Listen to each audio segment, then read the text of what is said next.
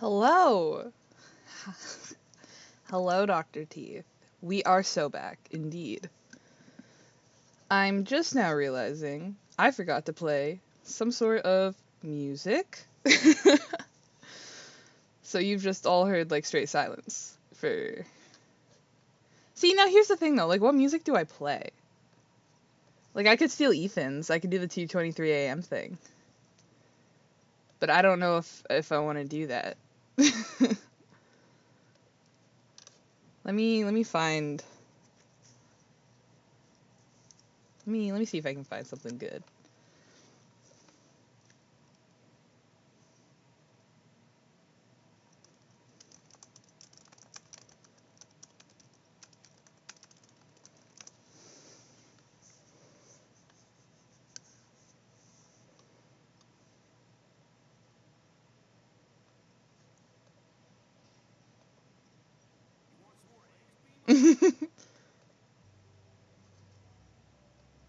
Is this cute?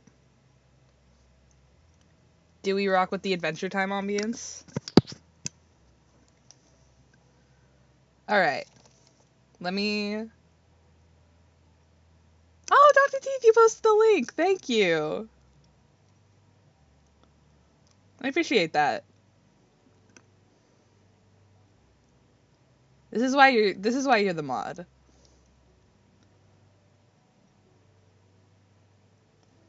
Hold on. I'm gonna cross that to Andrew's stream. I don't think anyone, I'm gonna be honest, I don't think anyone from that server is gonna join.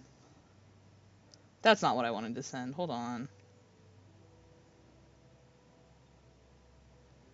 I fucked it up.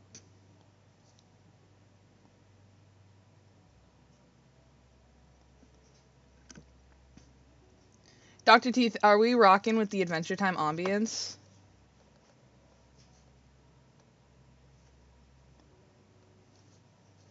Do we like it? I like it. So rockin'. Hell yeah. Okay, hold on. Let me... There. Okay. So, what are we doing today? Hi, Pookie. Oh, hey, guys. First time chatter. This is Cody Jody. That is my dear friend. I'm not going to say your name. I don't think I should do that online. But that's one of my friends. Starting now. We are starting now. I should switch that probably, shouldn't I? I gotta make one so that I can say, like, have a screen that says, like, oh, we're just chatting right now, you know? Actually, this is perfect because what I wanted to do today left now. Okay. But what I wanted to do today has not downloaded yet. I don't know why. I had it, like, all good to go last night. And then I went to, like, open it. And it's, like, not there. So we have to wait for that to re-download. So what I'm thinking is do you guys want to watch me? What's it? I'm not telling you. It's a surprise.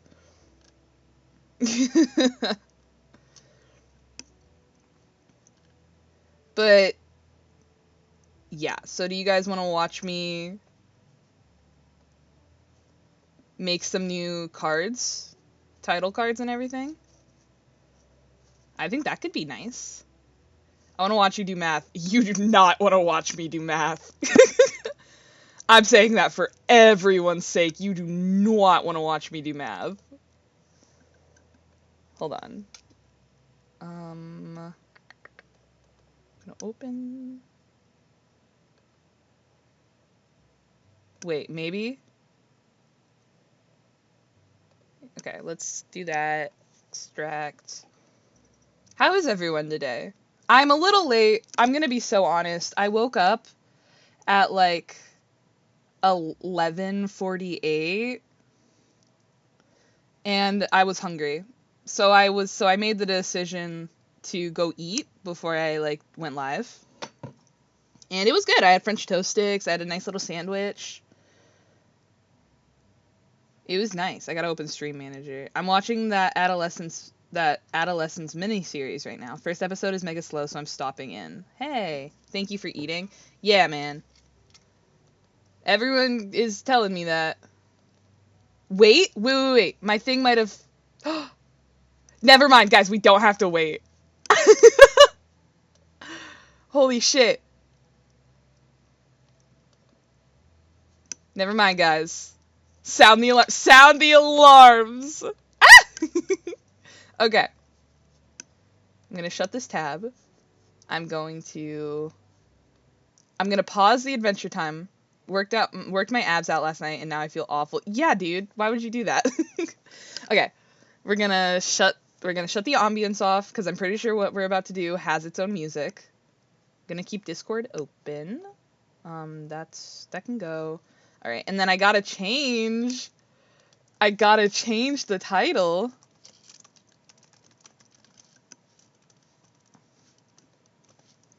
And I gotta change what we're doing.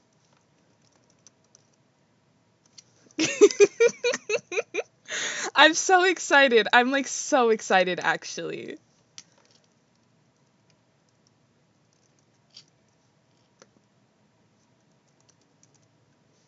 Do you guys want to make a guess on what we're doing? Because I'm telling you right now, you won't. Okay. Now, if you've noticed that we have had a little change in title. Hello? That is because, gentlemen, boys and girls, anyone in between, we are playing Swooning Over Stans. We are playing the coveted... I'm still lost. Okay. So. This is... Okay, so this is so stupid. So, this is the Swooning Over Stans, a Grunkle dating sim. Let me announce this to the masses.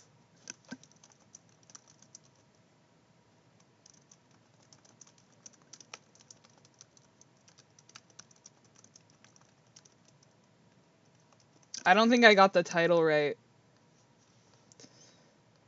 But it's whatever. Referring to a person as a mass is weird. What? The mass is, not just one dude. Okay. So, I'm sure... Ow. Okay, I just hit my leg. I'm sure if you're here, you're probably... Yeah, get over here, you massive... Shut up. If you're here with me, you're probably either here... You're definitely here from Ethan. And if you're here from Ethan, you definitely know what Gravity Falls is. Forget that now. I'm a momentum. Covey, I'm going to have you timed out. Let this bit go. So this is a little game called Swooning with Stans. And we're going to let it play. Okay, the good old road trips full of promise, ripe with potential for adventure, soul-searching, and incredible scenery. Let me know if the audio... Alright, bye. Let me know if the audio is too loud, alright?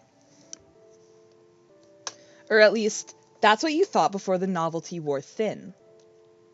As of now, your legs are cramping up, you've exhausted your travel playlist 2 times over, and your stomach is begging for something to eat. On top of that, you're pretty sure you're lost. Driving through Oregon paints a picture of trees, and more trees, especially on the endless winding roads that you're taking up north. All that breaks the pattern is a sign that zips past, with words you're just able to make out. Gravity Falls. The audio's low.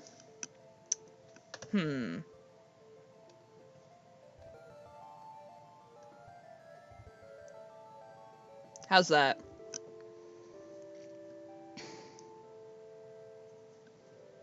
Perfect. Okay. Thank you. Okay. The road continues on, giant redwoods looming on both sides. You find yourself anticipating something because as you drive on, you can feel it. Something strange is bound to happen here. Something weird. And that's what happens. Your car picks up speed. The music is cut out. The change came out of nowhere. You quickly put your foot on the brakes, but horrifyingly, the car seems to be driving on its own willpower. They're playing the horror game like sound, by the way. Trying to stay calm despite the panic welling in your chest, you pull the emergency brake, only to find that the car resists and keeps moving forward like something is pulling it. The car begins to rattle, the wheels screech against the country road, and you're screaming until... Crash! Where are we? Guys, where are we? There's smoke. Why is there smoke? You cough, fumble for the door, and manage to undo the lock just before the door is wrenched outward, my mistake, from your grasp. Something lands on your shoulder. A hand. Now here's the thing, which one is this? Are you alright? Oh, it's Ford! It's Ford, guys, we met Ford! A man stands at your open car door. His hand on your shoulder leaves to tilt your head up. And he pulls a flashlight from his coat, shining it in your eyes. 2 blinks, he lets your chin go. That would work on me. His eyes dart over the rest of you, looking for injuries. Still stunned, all you do is watch. What's your name? Alright, guys. What's my name? Should we just go with the Marley, or should we do something fun?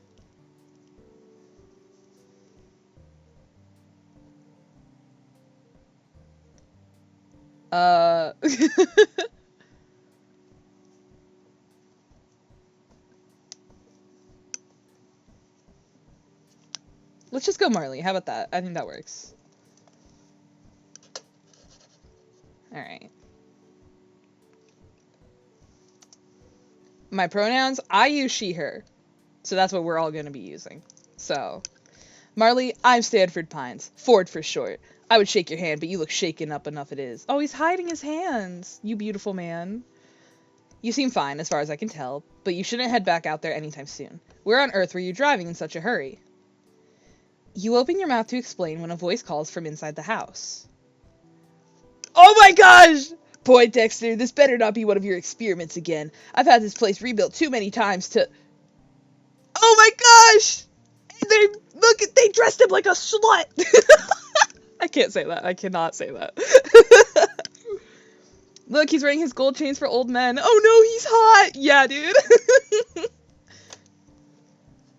The owner of the voice walks out of the house and stops slack-jaw at the sight of your car in the side of, you're guessing, his house. Slutty old man! Hi, Cheesy! Thanks for stopping in. Hi, Doctor. Yeah, okay, so... Yeah, this is a good time. If you're just now stopping in, we are playing Swooning Over Stans, a grunkle dating sim. I've been wanting to play through this for a while. I had it downloaded at one point and then just, like, deleted it because I never got around to it. What is this? It's a grunkle stan dating sim. You can choose one of the grunkles to date. I know you just told me, but why? Because it's fun. I think this will make a good stream. Okay. Why not? Exactly. You're guessing his house. You must have hit your head earlier because you could swear you're seeing double. Sweet Moses, Ford. You've done it this time. We're gonna see how good I can do voices outside of Homestuck. What? This had nothing to do with me. I was testing my magnet gun and... It must have pulled this victim of circumstance into the house. I suppose it is entirely my fault. I'm incredibly sorry. Reassure him, reassure... Alright, so I thought this would also be fun because I feel like we could play this together. So are we gonna reassure Ford? Are we gonna reassure ourselves? Or do we cry? I bet you smell fucking horrendous, you sexy old man. Pin that. Strong magnet, cry? Okay, we're gonna cry. A tear leaks down your cheek, and before you know it, you're crying.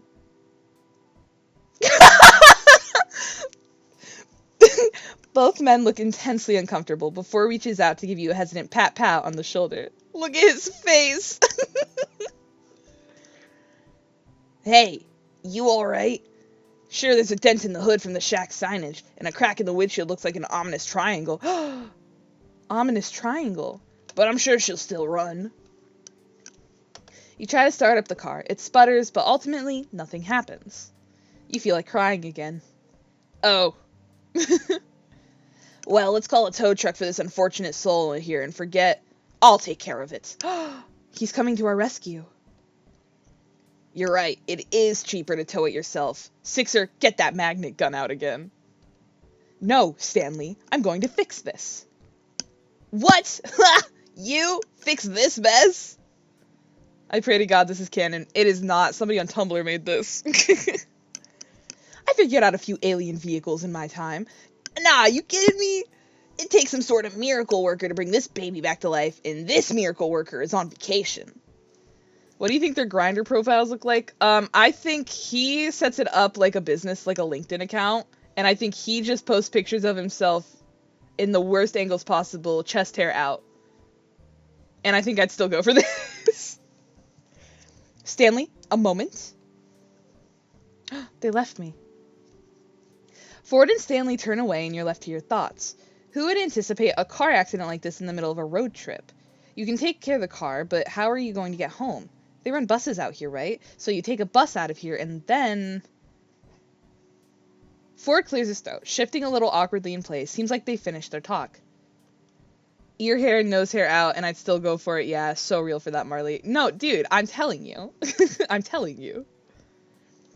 No, Andrew, because Andrew says it right all the time. It's like, people always go for him, but in like, the only time that they ever thirst over Stan is during the zombie episode, right? Where he looks hot. And, like, I get it, but if you're gonna thirst over him at his best, you have to thirst over him over his worst. And that's what I do. I'm here. I'm here for him. So there are a few options. My brother Stanley here could give you a drive out to town to find a place to stay the night, or ... you could stay here. We have some maps and information you can look at in the gift shop, and in the morning we can help you with your car. What do you say? Just as you're about to answer, another high-pitched voice comes from inside the house. Is it Dipper or Mabel? It's Mabel! Grunkle Stan, picture this! A whole week of, oh my gosh! Oh, she's so cute! If you don't hold your breath and take a deep dive into the geriatric clung, you're a fucking poser. No, you're so real. Also, don't be saying shit like that. The girl that runs out of the house comes to a halt at the sight of your car. Oh, great. Grunkle Ford? Why is it that everyone automatically thinks I'm at fault? Because you're at fault, you did this. Well, this time it is my fault, but I've invited Marley here to stay with us for the night. If she'd like, I'm sure I can fix this. I just have to figure out how. Stanley sighs. I can take a look. Being on vacation's pretty boring, and the old Stanmobile hasn't needed a tune-up yet, so it wouldn't be too bad to work on something in the meantime. Singular goal, get banned at least once in every single stream. I'm not gonna ban you. You'd actually have to do something really fucked up for me to ban you.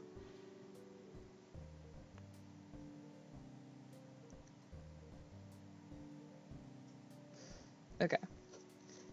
Thank you, Stanley. I'm sure I can put something together from the gadgets I have laying around if you need any specialized tools to help you get with the job. Aw, man, poop. Dude, I don't wanna... And let me introduce myself. I'm Mabel. You can ask me anything. I pretty much know everything there is to know about this place. Wait, hold on. I haven't even said anything yet. I appreciate your offer to let me stay and repair your car. Yeah, it'll be good as new in my hands. I mean, look at my Stanmobile. She's been through the ringer who knows how many times, and she's still a beaut. He points to a red car parked a distance away. You can't really see how beautiful it is at this distance, but he sounds really confident. Well, this turn of events is... Is it fortuitous or is it suspicious? This is adorable, by the way. I thought it was a part of the official series until you said it was a dating sim. Yeah, it's a dating sim for the old men. I just really wanted to play it, and I thought it would be really funny to play it on stream.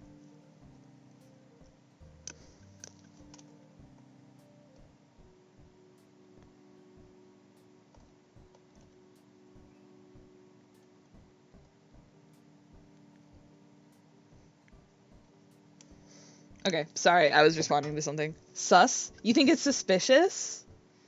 If the art you want doesn't exist, make it yourself, right? No, literally. Sus? You think it's suspicious?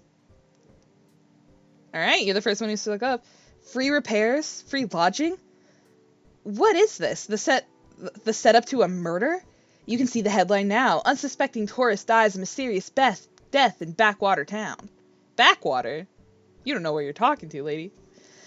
But at least the jury's still out on these people. The cost of auto repair anywhere else would show you no mercy. Well, I accept. Thanks for the help. My apologies again. What an embarrassment I have made such an elementary mistake. Shut up. Shut up. As the Pines... Oh, it's the house! As the Pines lead you inside the house, Mabel leaves her number in your phone for you to call whenever, and you find out that Ford's twin goes by Stan. I don't think we should be calling the 13-year-old, I have to be so honest. This part's the house, but just outside that door is the Mystery Shack. Hey, you ever been to the Mystery Shack before? Brother. I wanted to, actually. I saw a bumper sticker while I was on the road and got curious. You're interrupted by a loud triumphant, "Ha!" Those bumper stickers were a good investment, and Sixer says they're too plain and graphically simplistic and don't even have an address on them, Stanley. How is anyone supposed to find the place to attract customers? Sixer, did you hear that? Well, they are graphically simplistic. I don't know how she found the place, let alone what the Mystery Shack. Sorry, let alone thought what is the Mystery Shack was compelling. I only called the 13-year-old to ask her if her hot grunkle is home and hang up immediately if not. No, you're so real for that! I kinda liked it. See? She kinda liked it. Hey, I like you, Marley. Oh my god, guys, he likes me, he likes me, he likes me, he likes me. Locked in on wrinkly balls. Okay. Sure, man. See? She kinda liked it. Hey, I like you, Marley. He likes me. How about I give you a tour sometime tomorrow? Regular price. Tomorrow? Then I'll have to squeeze all my get-to-know-you questions in today. Marley, tell me, capybara, yes or no? At that moment, a boy passes in the hallway at the doorway, and Ford calls out to him. Dipper, my boy! I'm surprised you didn't run out to see the scene of the crime. Guys, look, it's Dipper! Also, I think this takes place a year after the events of the show, because he's wearing Wendy's hat, and I'm pretty sure, like, they have, like, mullets now. Like, I think they're older. Crime? Or wait, no, I need a Dipper voice, guys. Crime? What crime? I have an alibi. My voice is all over the place. Oh, you have something with you. Crime? What crime? Oh, wait, no. They just added, hey, I'm not suspicious at all. Did you guys see that car in the side of the shack, though? For a second, I thought the Manitors were back with a grudge. What the fuck are you talking about? I know what he's talking about. I'm role-playing. Yes. About that. Dipper, meet Marley. I've, stranded her car here by accident. Manitors? Have you never seen... Wait, pause. Cheesy, have you never seen Gravity Falls? Like, no, this is important to me now.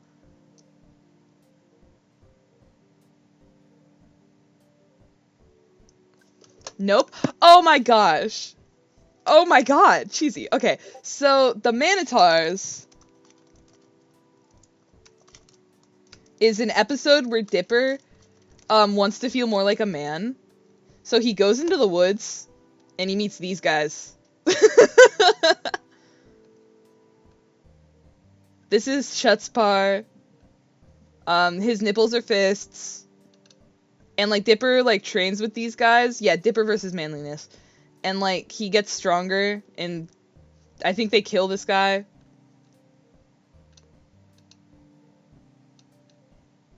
Yeah, it's a really weird episode.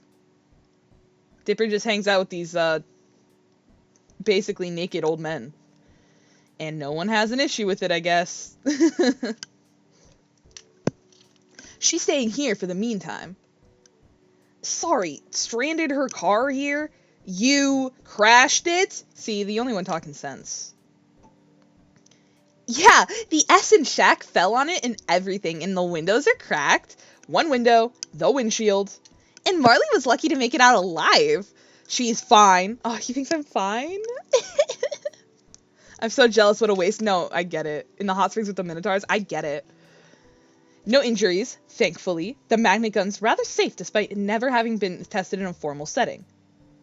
Yeesh, did you not, like, take safety precautions or anything? Actually, the irony of the situation is that I was trying to install a safety precaution. Hey, if you two are going to do your nerd talk, I'm going to set Marley up.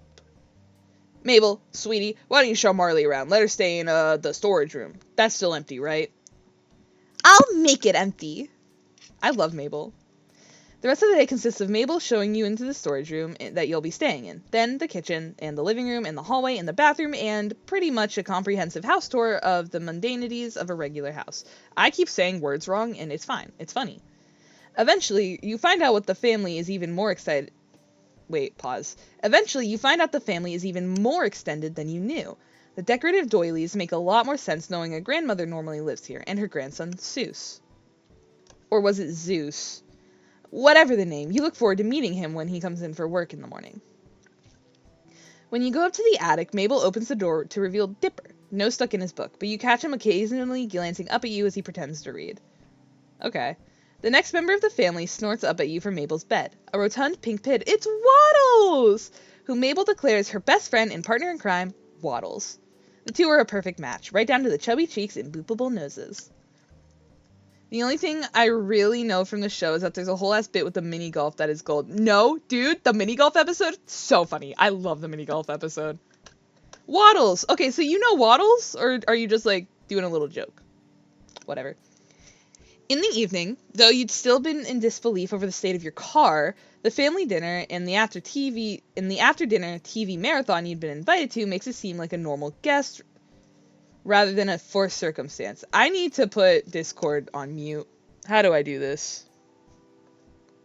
Hold on. I shouldn't show all this.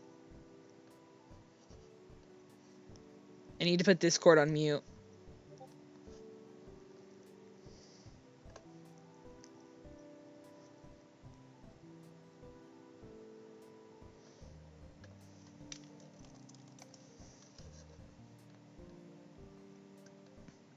I know characters, and I've watched Shay Frillis's ranking of Gravity Falls episodes, but I haven't watched it myself. That's the only...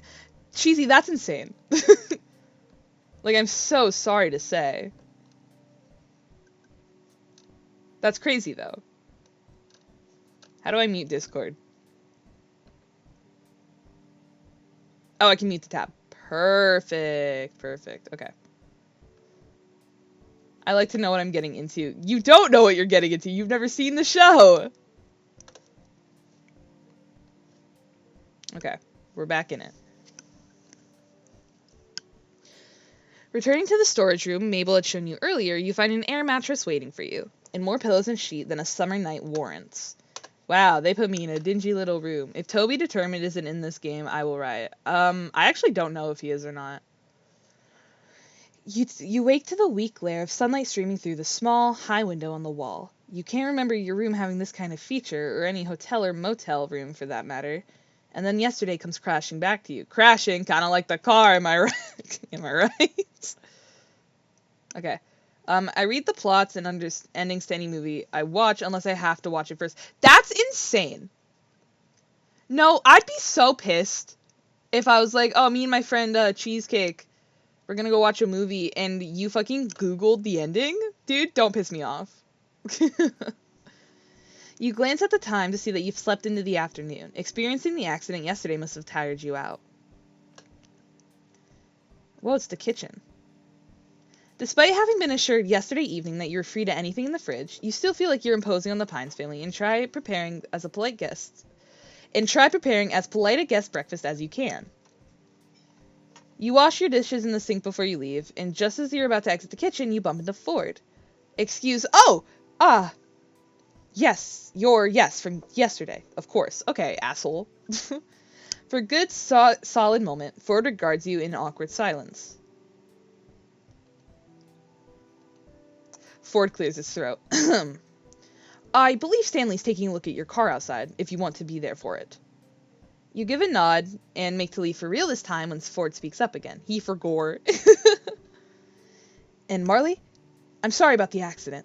If I'd been smarter about... well, let's just say it's entirely my fault, and you shouldn't worry about this at all. When it comes down to it, Stanley does have a knack for cars. I predict you'll be back on the road in a matter of weeks. Weeks? Weeks. Yeah, no, we're on the same page, girl. You can't keep the dismay off your face, and can't really bring yourself to either. What am I gonna do with Weeks? Ford, who's gone kind of uncomfortable and closed off when your face fell, recovers from the prospect of a question he can answer. Well, there's the town to tour, of course, and the Mystery Shack. You don't seem enthused about that. But if you ask me, all that pales in comparison to... hold on, do you hear that? Ford turns to the kitchen doorway to investigate. Sounds like... The sound comes again, and this time you hear it as well. The squeal of a pig, followed by a pair of quick footsteps running down the stairs. Waddles tumbles past the open kitchen doorway, and Mabel comes into view soon after. A few sheets of paper clutched in hand. His dick, stop. Ford steps quickly out of the kitchen, and you follow to the doorway, getting there just in time to see the apparent tug-of-war between Mabel and her pig over a saliva-covered sheet of paper. The paper rips, and after nearly toppling backwards from her efforts, Mabel recovers, snatching the scrap of ripped paper from Waddles' jaw and lifting both pieces up victoriously. Ha-ha! Mabel wins again. Now I just gotta find Grunkle Ford! Ford, who'd run forward to help... You're getting my Homestuck-isms, which is my eyes go before I've comprehended the full word. Ford, who'd run forward and held out a hand out to steady this energetic child when she'd been in danger of toppling over, now finds a number of crumpled sheets of paper shoved into his hands. Mabel tugs urgently at his coat. Oh my gosh. Grunkle Ford, you have got to help me! Ford kneels down to face Mabel with a serious, though concerned, look. Slow down, Mabel. What's the matter? Dipper found a stack of pages from your old journals, and I walked in, and Waddles ran up and started eating one, and he must have been chewing on it to warn me, Grunkle Ford, because look! Mabel takes the ripped halves of paper back from Ford's hand and joins them together, holding it up for Ford to see. I see. And you took it as a warning? Yes! It says here that it eats small dogs, and Waddles is a small pig. He sort of looks like a dog from far away, and Waddles must have feared for his life. Waddles seems to second this notion with a snort, or not, as it seems the pig is lounging adorably a short distance away in the hallway. You can't imagine what this dangerous predator could be, some kind of wolf, something bigger. You're suddenly not so keen on staying anymore. Remember the pterodactyl I told you about? Waddles was so scared that time. I can't let him leave my side. Pterodactyl? You suppose pigs are allowed in museums around here. Oh, she doesn't even know, chat. She doesn't even know. How about I finish that repellent I never got around to completing? That'll keep Waddles safe from harm. Mabel flops down on the floor in relief. Grunkle Ford, you are an actual lifesaver. Waddles, you have nothing to fear. Ford chuckles, lifting himself out of the kneel and standing back up. All right, I'll go get my recipe. Ford turns to leave, and you suddenly remember that with nothing better to do here for the weeks you're going to be here, it wouldn't hurt to get to know Ford. He seems to know what there is to do around town anyway, and you'll need that not to die of boredom in the first week.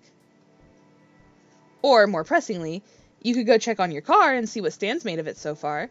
You're not exactly eager to face your car in the side of the house again, though. What should you do? Alright, Jack, there's a train outside. And I hope you can't hear that. It's kind of loud, though. Alright, chat, what should we do? Should we get to know Ford, or should we check on the car? I will let you decide. Sorry, I yawned.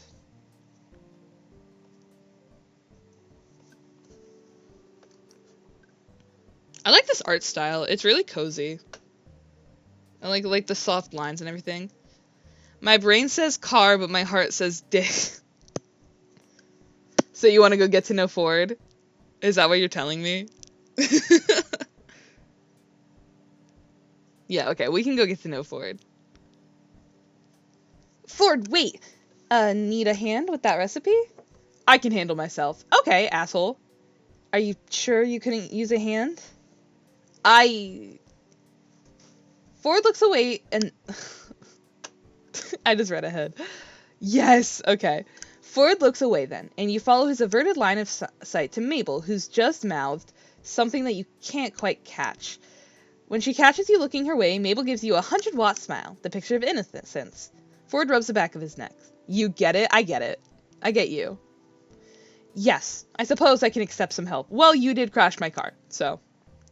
And with that, assured that Ford is on the task, you spot Mabel rolling away with Waddles into the living room. Before we get started, I should give you an introduction. Marley, tell me, do you believe in the supernatural? Guys, do we believe in the supernatural? Yes, no, or I want to. Because here's the thing. If we want to get with supernaturally insane stamina, okay, so I'm going to say yes. I want to, you want to? Should we not say yes? You want to. We'll say I want to. Well, you're about to come face to face with the unexplainable yourself. You see, Gravity Falls isn't some quiet, unassuming backwater town. Much more lurks below its surface. Ford pockets the crumpled journal papers and gestures for you to join him as he walks. You do, and follow him through to the living room, into the gift shop. For example, you must have heard Mabel mention a pterodactyl. Most would say none exist in the living world today, but I say, not if you know where to look. He's such a nerd. If anyone else told you this, you'd be disinclined to believe them, but the authority Ford carries is surprisingly compelling. Ford reaches under the cashier counter and retrieves a pack of vintage-looking gum, inspecting it for a moment before slipping it into his pocket. He looks around in thought. Oh, hell yeah, I'm compelled. I'm doing this for you, Cheesy. Hold on to the explanation for a moment. I need to retrieve some more supplies. Ford ushers you outside the gift shop entrance so that you find yourself on the outside of the shack, then shuts the door behind you. Okay. Try and peer through the window. Respect the man's privacy. He's clearly got business in that gift shop. What should we do, guys? Should we snoop or not snoop? To snoop or not to snoop? That's the question. That's from Hamlet. Oh god, what do we do? That's up to you. I'm just here. I'm just reading. I'm just the conduit. You want to be nice? Okay, we can respect his privacy. You, correctly and politely, just stand out here until Ford returns. Fuck, I don't know, you choose. No, you chose. You chose, Cheesy. You maybe scan the sky for a pterodactyl while you wait. I know that's probably wrong, but man. Not too long after, the door opens behind you and Ford joins you outside, looking no different than before. He must have stored whatever supplies he wanted to retrieve into his coat. But the trench coat falls too naturally on his figure, for him to be hiding much. His figure. Where were we? Yes. Ford pulls a pen and a pad of paper from his coat, walking as he writes.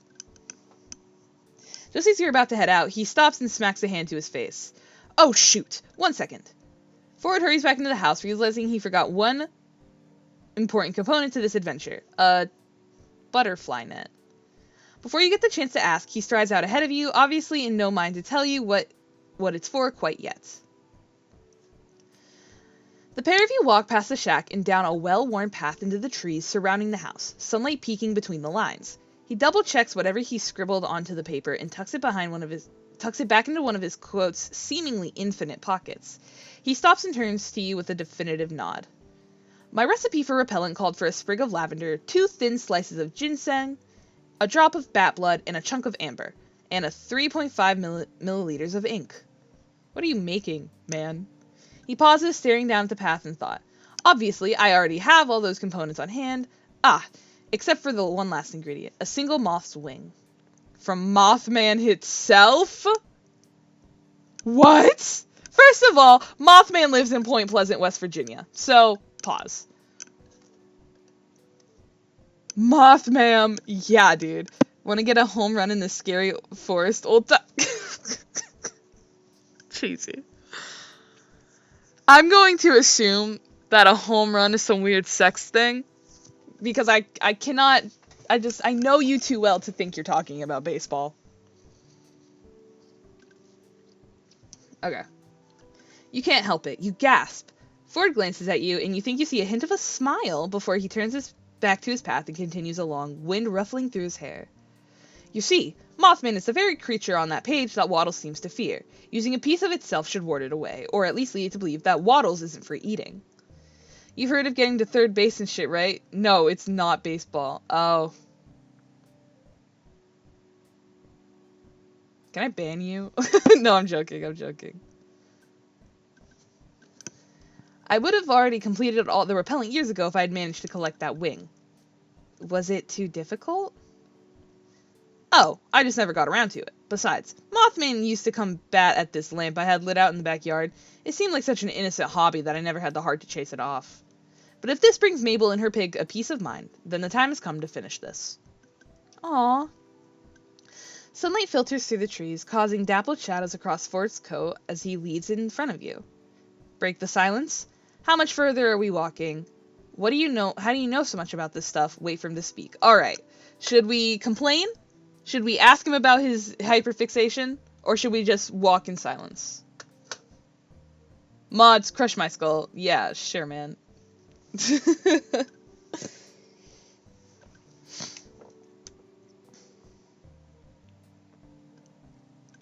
What are we doing, chat? Talk to him. Okay. Let's ask about his interests. I study anomalies. Anything unusual, strange, and just plain weird. I began my research in this town because it was, and remains, a hotbed of paranormal activity. I made this exact trip years ago, though at the time, I had no idea where I was going. It was just dumb luck I managed to tail Mothman back to its cave from my backyard. Navigating the forest by moonlight is poetic, but not advisable. Same wavelength, baby! Yeah, we are.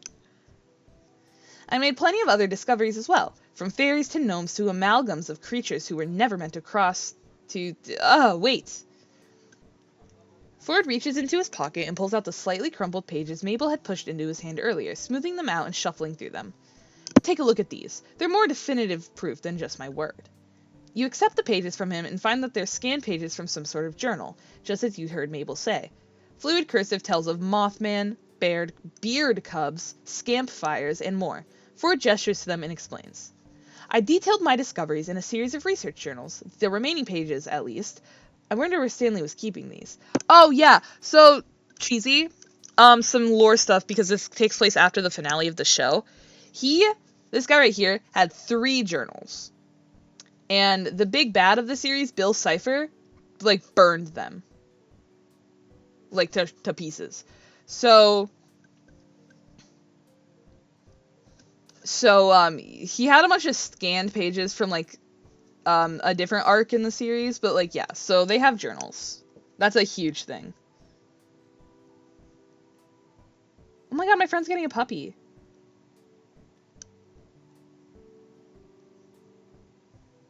Okay.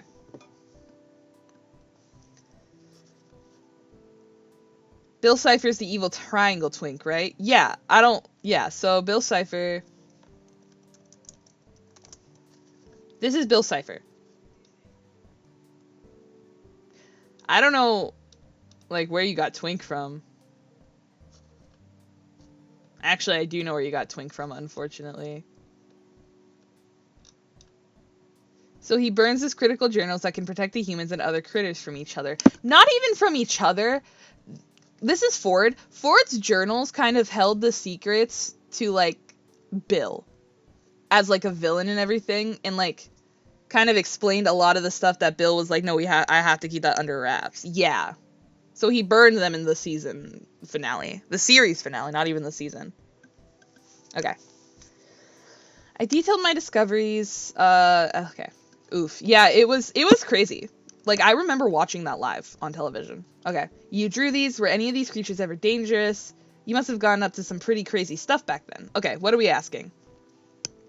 I gotta watch this. Damn, you do! Dude! I'm telling you. Okay, what do we ask? I think we should ask if any of the creatures were ever dangerous. Crazy stuff option? Yeah, we can do crazy stuff. That's one way to put it. It only took me 6 years for me to get in over my head. One for each finger. He takes a silent moment to look away from your gaze, and seemingly a bittersweet remembrance. I hate chat delay. I'm so sorry. I don't have it set to very high. Okay. We can ask about the dangerous now. Oh, extremely. Some were worse. Dangerously annoying. Though Ford seems to find his own comment amusing, he doesn't fail to notice your unease. I do have weapons in case things escalate, so there's no need to worry. You brought weapons? Not many. I have a stun gun, my fists, and my sharp wit. Okay, loser. It looks like you can ask multiple anyway. Yeah, you're fine. I feel safer already. You drew these. Yes, of course. Who else? I've seen better. Little nerd. I think we should compliment him. Let's say we love the line work. My work is far better now, but I appreciate the compliment. Despite his understated words, Ford looks surprisingly pleased. Is that a drawing in your pocket, or are you just happy to see me? Okay. You didn't bring your magnet gun? I thought it would be prudent to leave its magnetic fields alone for a while until I have the time to optimize it. You see, I was trying to widen the area of magnetic influence, but it's been a while since I last worked with the gun. I need to re-familiarize myself with its inner workings. My guess is I switched a wrong wire or two and narrowed the beam. I'd like to see how it works sometimes. Really? You know, if you're interested in devices like that, my old research colleague Fiddleford would have more to show you. He's an engineering genius around here. Brother, she's trying to spend time with you. Don't pawn her off to the old man McGucket. Ask him about the creatures. Oh my gosh, we're gonna be here a while. No, I want to see. Exactly! It says here that Mothman turns into a bunch of moths? Yes, that's how we'll get the moth wing. Then why not use mothballs as repellent? Well, I've never tried. Could the most conventional method be the unconventional one? Or would Mothman be able to overcome this mothly nature and persist? Are you cut or uncut? Okay, cheesy.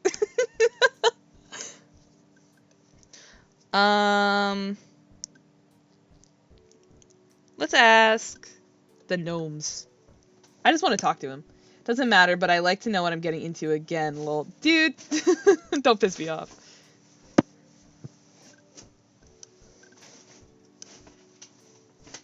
Okay. Other places have rat, mice, or insects as house pests. We have gnomes. Picture your typical garden gnome, but more disturbing. That's the first episode of the series, by the way, the gnomes. I doubt we'll spot it today, but perhaps we can go bird watching later if you're interested. Oh my god, he wants to take us on a date. So about this leprechaun. Ford groans. You wait for further answer, but that's it! That's really funny. Hold on, I need to take a drink of water.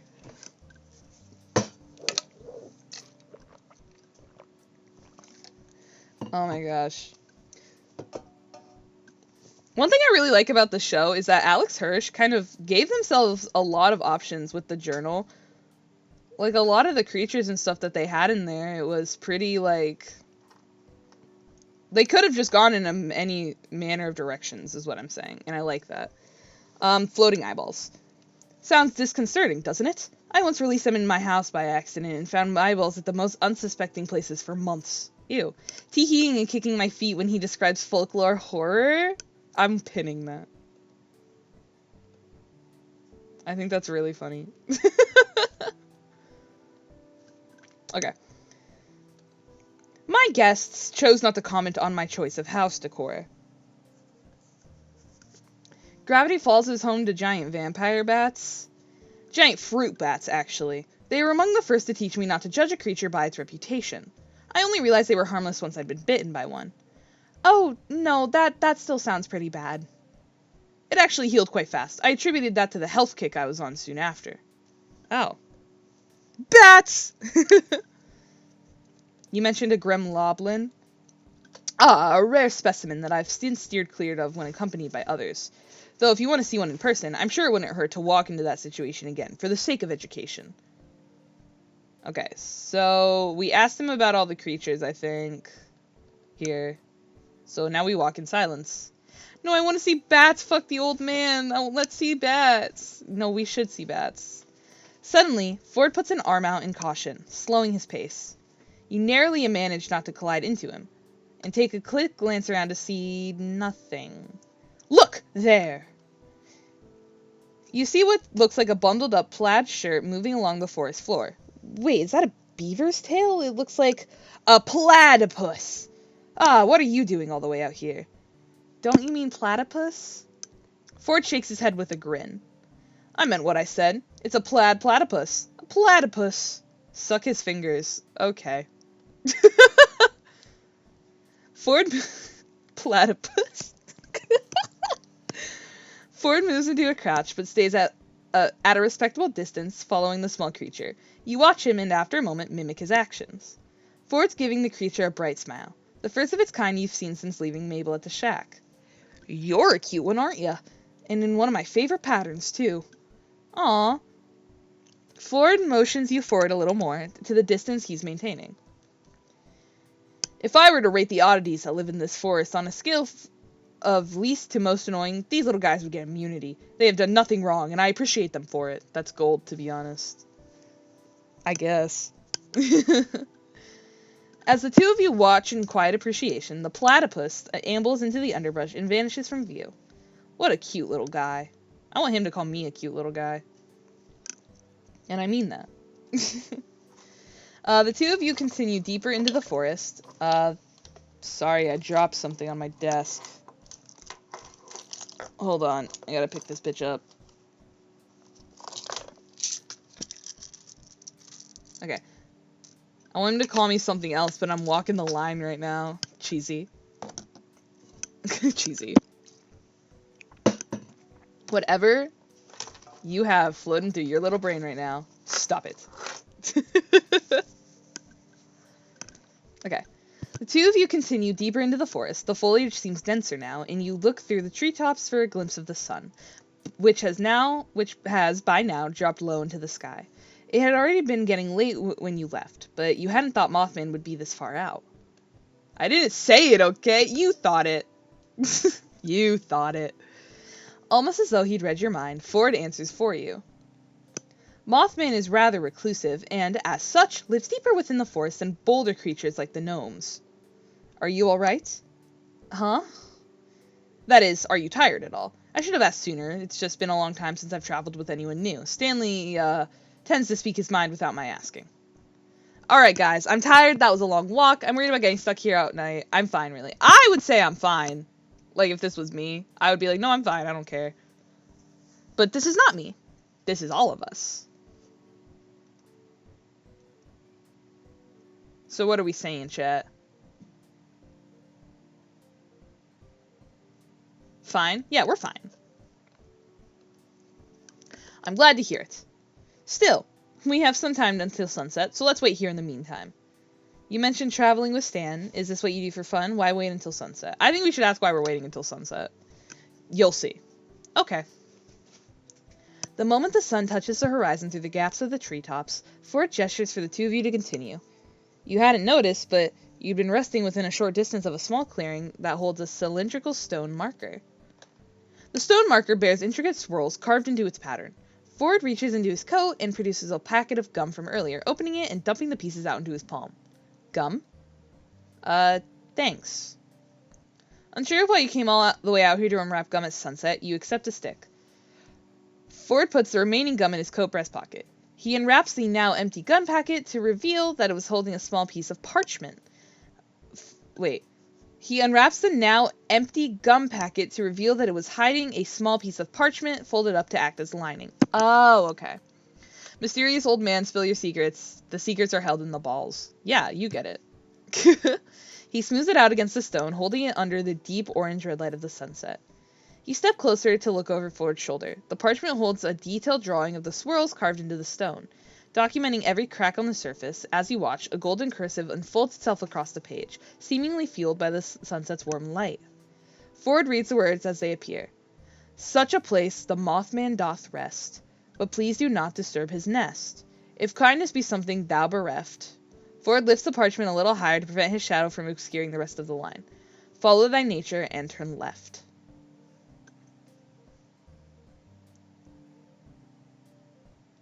Okay, wait, we can do this, guys. Such a place the Mothman doth rest. This is a quiz. We gotta prove we're smart.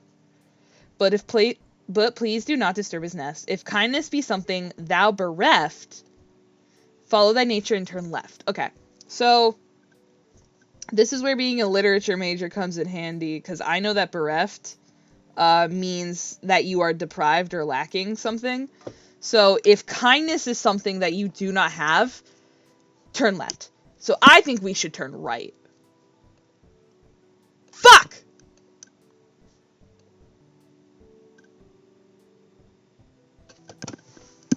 I fumbled. He's gonna think we're stupid. I fumbled, guys. Fuck.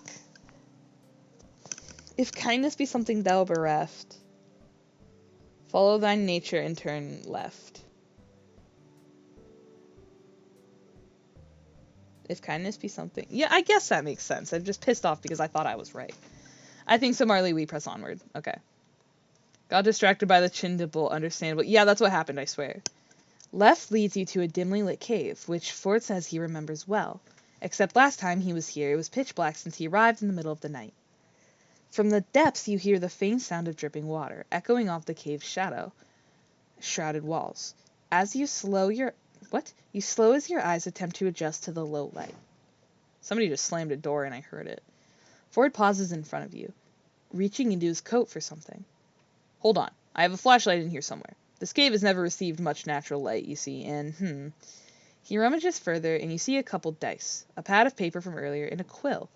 He made some custom pocket work going on in there too. You bet one of his coat's inner pocket has a pen protector in it. Here we are, at last. Allow me to... Darn, out of batteries.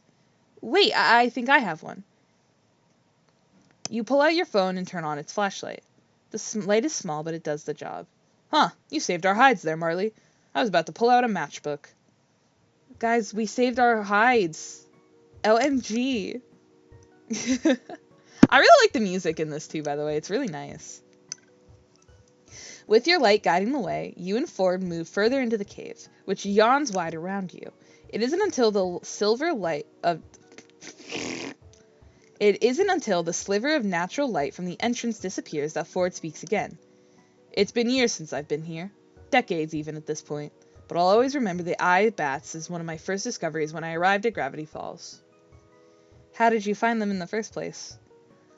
One got into my house, you see. I was making breakfast one morning, and one managed to find my cereal box. When I poured the cereal into the bowl, it came fluttering out, agitated like it belonged there. The nerve! He still sounds so indignant, even years later, that you laugh. I wanted to contain it for further study, but unfortunately it managed to get away.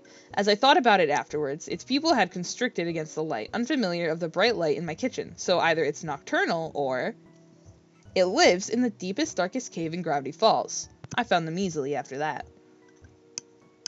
Did you manage to catch one? Somewhat. I came running through this cave with a butterfly net in my wits. I brought a working flashlight that time. They all hid in dark corners. Once I turned the flashlight off, they flocked to me. I caught 18 of them that day. But it reminded me of one of the stealth uses of... The rapid sound of clicking claws against stone startles you. A shiver running up your spine. The dark. Like an errant raccoon stealing your bag of chips. Exactly. I've always said that. You turn your light off. Ford taps your shoulder and gestures for you to keep moving forward. Eventually, the narrow passage widens into a large room. The darkness shrouds the source of dripping water from view, but as your eyes adjust, you squint to see a strange, winged shadow. A shadow with eyes that glow red in near darkness like rubies. You catch your breath in your throat, and the realization comes over you. Ford is apparently fairly close to you in the room. When you find when he speaks, it's a few inches from your shoulder.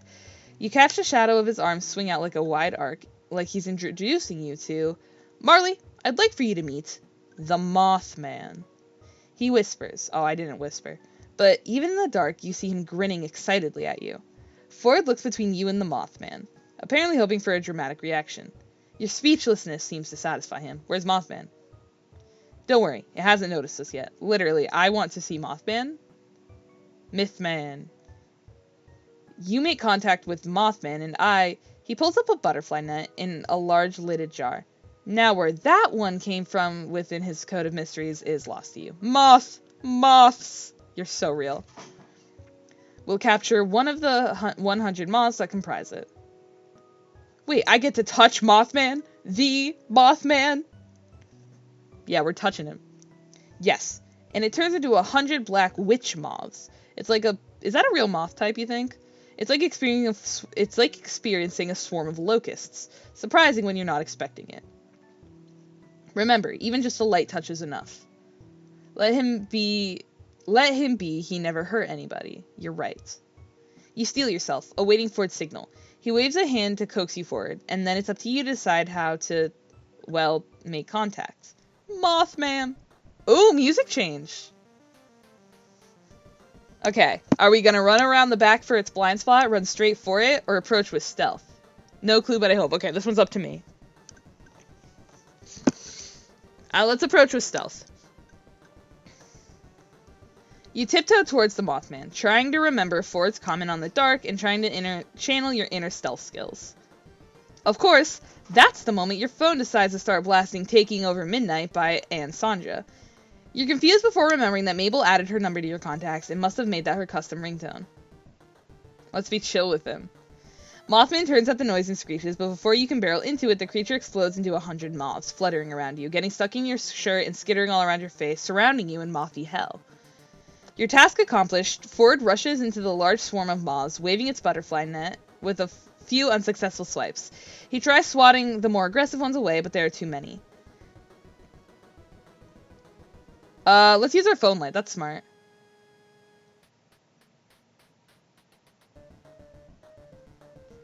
You grab your phone and quickly switch the light on, running to Ford's side and holding it up high. You even attempt to call them over, despite knowing they don't respond to sound. Before long, they all crowd around the phone. The sight of the light flickering and reflecting off so many small wings would be somewhat captivating if you hadn't just been in the midst of them. Ford puts the butterfly net back away and, jar in hand, carefully scoops up one of the moths. Well, that could have gone better, but we succeeded nonetheless. As Ford pockets the jar, you turn off the light. With no light and no threat to focus in on, the cloud disperses. That was amazing! Ford laughs, brushing dirt and dust off his trench coat. You could say that. Our completed repellent is within sight. Let's head back. Ford turns to leave the cave. He looks calm and content. You, on the other hand, are buzzing with energy under an adrenaline rush. Should you go for a high five? No. I don't think we should. I feel like that would only go bad.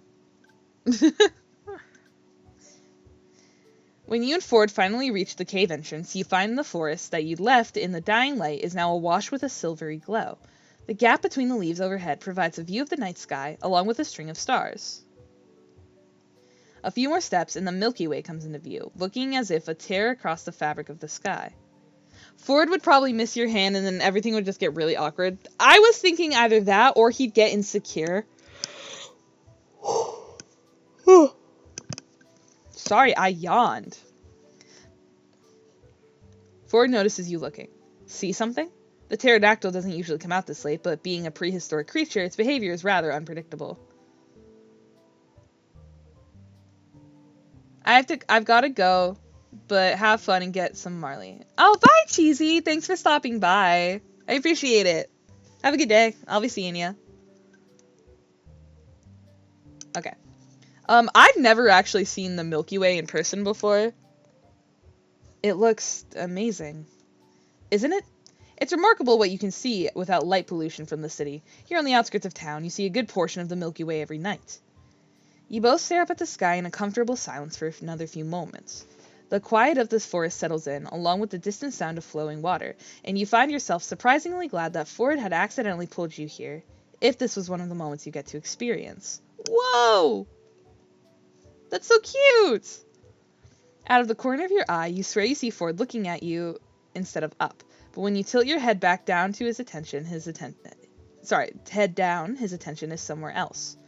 He was looking at us! OMG, guys! You think he has a crush on us? This is stupid. Okay. Eventually, the two of you come to a wordless mutual agreement and continue on, and you're walking again. You'll have to show me other creatures that live up here sometime. You're glad you said so when you look over and find that Ford looks pleasantly surprised to hear it. His chest puffs out with pride, like a fucking penguin. Of course. We'll even get to spot the Hide Bear, or tag along with Dipper when he next visits the Multi-Bear. The what? Ford taps his temple, grinning. You'll have to wait until I show you to find out. I was just about to mention the Hide Behind. Yeah. I forgot about that. That was in one of the shorts, right? The Hide Behind? Oh yeah, it was, I think, in the Dipper... Yeah, Dipper's Guide to the Unexplained. Hold on. This Creepy ass thing.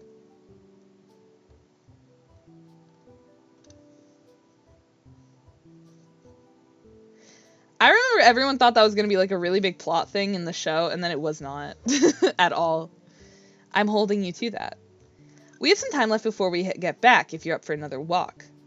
You must make a face because Ford looks back at you and laughs. We're not far, I promise. I just thought I might answer a few of your questions if you have any. Yeah, let's do a walk. I want to spend time with him. You must stay in great shape if you do this all day. Ha! You know, actually, this sort of thing isn't part of my exercise regime. Okay. Sure, man. Ford takes a left at the stone marker towards the sound of the river, and sure enough, after a while, it comes into view. The moonlight illuminates the water as you walk along it. After following the river for quite a few moments, the shoreline expands into a small, round lake in the center of a clearing. Overhanging it is a large flat rock, the kind that could be used as a less than effective diving board in times of emergency. The emergency being that one just had to take a jump in the lake. However, neither you nor Ford really look in the direction of the diving board. He leads you towards the edge of the lake, where a relatively flat boulder could substitute for a bench, and the two of you take a seat. Break the silence? Yeah, okay. Let's just ask all the questions. I think we can do that. You said to wait, but can I at least get a preview of what I'd be getting into? Not content to leave them to discover for yourself, Well, has anyone told you about the Gobblewonker? You snort, taken aback by the name, but compose yourself when Ford simply raises an eyebrow. I don't think so. No. Not even in the tourist guide. Does the office even read my letters? Ford mutters to himself something about updating the tourist guide to warn against local dangers. He sighs with a frustration that's reserved for bureaucracy, but stupid, but soon lanes up at the prospect of getting introduced you to another strange creature. Well, the Gobblewonker is a large sea creature that lives in this very lake. One could say it's our version of the Loch Ness Monster. My old research assistant apparently saw it at some point. He said it was large, gray, and scaly, with a long neck like a giraffe. Scaly? Like my dear friend Scaly Scales. Who's gonna tell him? Yeah, who is gonna tell him? Because that's not real. You wouldn't have it had any odd sightings yet, have you? It's only been 24 hours, but my own first encounter with the strange occurred shortly after my arrival as well. Let's say maybe. I saw Mabel stick kitten-shaped stickers all over her face today. That must count for something, right? Ford laughs. I'll be sure to write that anomaly down once we get back to the shack. About his family. Dip Mabel. In short, a force to be reckoned with. She radiates charm and positivity and has depths of determination I can only guess at. You'll find out for yourself, most likely. It's not hard to wake up one day and find yourself her friend. Perhaps you already are. He wiggles his finger spookily in the air and you laugh. I don't doubt it. Dipper. Dipper is very intelligent. In many ways, he reminds me of, well, myself. Last summer, he found the research journals I mentioned, and instead of overlooking them, he made some impressive contributions of his own. He has since started his own journal, and I look forward to seeing where his life will take him. He's made me prouder than I can say. That's so cute! Seuss. Ah, the handyman Seuss. Well, I'm not sure exactly what he does, but Stan gave him the rights to conduct his business with the shack, so he spends his days giving out tours, selling merchandise, fooling the townsfolk, giving the refunds, and the like. I may not have been around the original Mystery Shack very often while Stan was still running it, but I believe Seuss is doing the brand name good. Stan. Stubborn, foolhardy, a liar and a cheapskate, but a true hero at heart. There's no one else I'd rather call my brother. Aww, Mystery Shack. Ah, yes, the Mystery Shack used to be my house, once upon a time, and now it's a tourist trap. I'm glad for what it's become as a home. I just wish there weren't so many... I just wish it weren't so offending to each of the senses. Seuss is everybody's favorite humanoid gopher. Exactly. He's like a naked mole rat. You guys ever see Kim Possible? You know, Waddles, the naked mole rat? That's not what his name is. Not Waddles. I don't remember, though. Ask about staying. Are you really okay with me staying here? I'm yawning again. Sorry. I woke up I slept a lot, actually. I went to bed at 3:30 after stream yesterday. And then I slept until basically 12. Damn. Absolutely. I owe it to you after all. You helping me today, however, was not part of the plan. You're making it rather hard to settle my debt. I think you did me a favor just by letting me come along today. The two of you share a smile. Stars. You ask Ford if he has a favorite constellation. His answer comes faster than you expected. Orion and Ursa Major, without a doubt. What about you? Should we give an answer? I actually don't know what some of these look like. Aquila? Let's Google.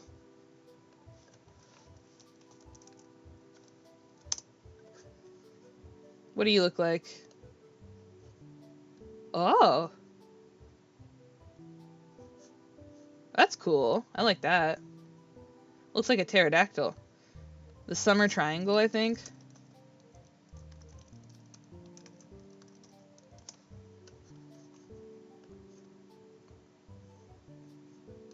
Oh, it's literally just a triangle.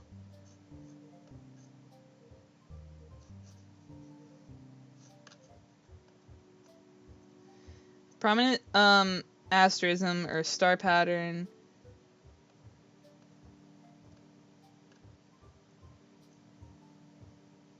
Oh, it's not a constellation. Okay. I think we should say Aquila. I like that one. It's a bird. The eagle, That's a good one. You can see it in the summertime right up there with the Milky Way. Ford looks out across the lake and thought, Marley, I have to admit, I didn't want to take you with me earlier today. I thought I'd be walking myself into an uncomfortable social situation. So did you, to be honest. And you did well out there. Not many tourists could handle the kind of task we just completed. This had the potential to have gone disastrously. I mean, a butterfly net against Mothman? Easily a 3% success rate. Sometimes, the more Ford speaks, the less reassured you feel, until it's all that's left is a distant unease. You smile and nod anyway. The two of you sit another moment of silence. Night air pleasantly chill around you until Ford breaks it again. We should head back now. I'm sure Mabel will want to hear how we've been successful. He looks so jolly. He does, dude. You stand and give Ford a hand up from the makeshift bench. Ford takes the lead again, and soon you're no longer able to catch sight of the lake when you glance back. Ford gradually adjusts his pace to yours, walking side by side with you in companionable silence all the way back to the shack. Almost there. You recognize the incredibly flashy signs touting phrases like Mystery Shack this way and Sasquatch to your left that are extremely close to arriving back at the shack. As you and Ford leave the tree line, you see bright lights shining on the porch. You make out a faint outline of the kids' shadows as they run through the house and emerge in the attic window. Mabel pushes it open, leaning out. Grunkle Ford, finally! You guys took so long! I had time to cover waddles and macaroni. Why would you do that? I have my reasons. Did you get the thing? Yes, and I'm coming inside, so can we stop shouting? Marley, come along. We've got a pig to save. Ford strides back into the shack, a man on a mission. You follow and grin, but not before taking one last look at the night sky.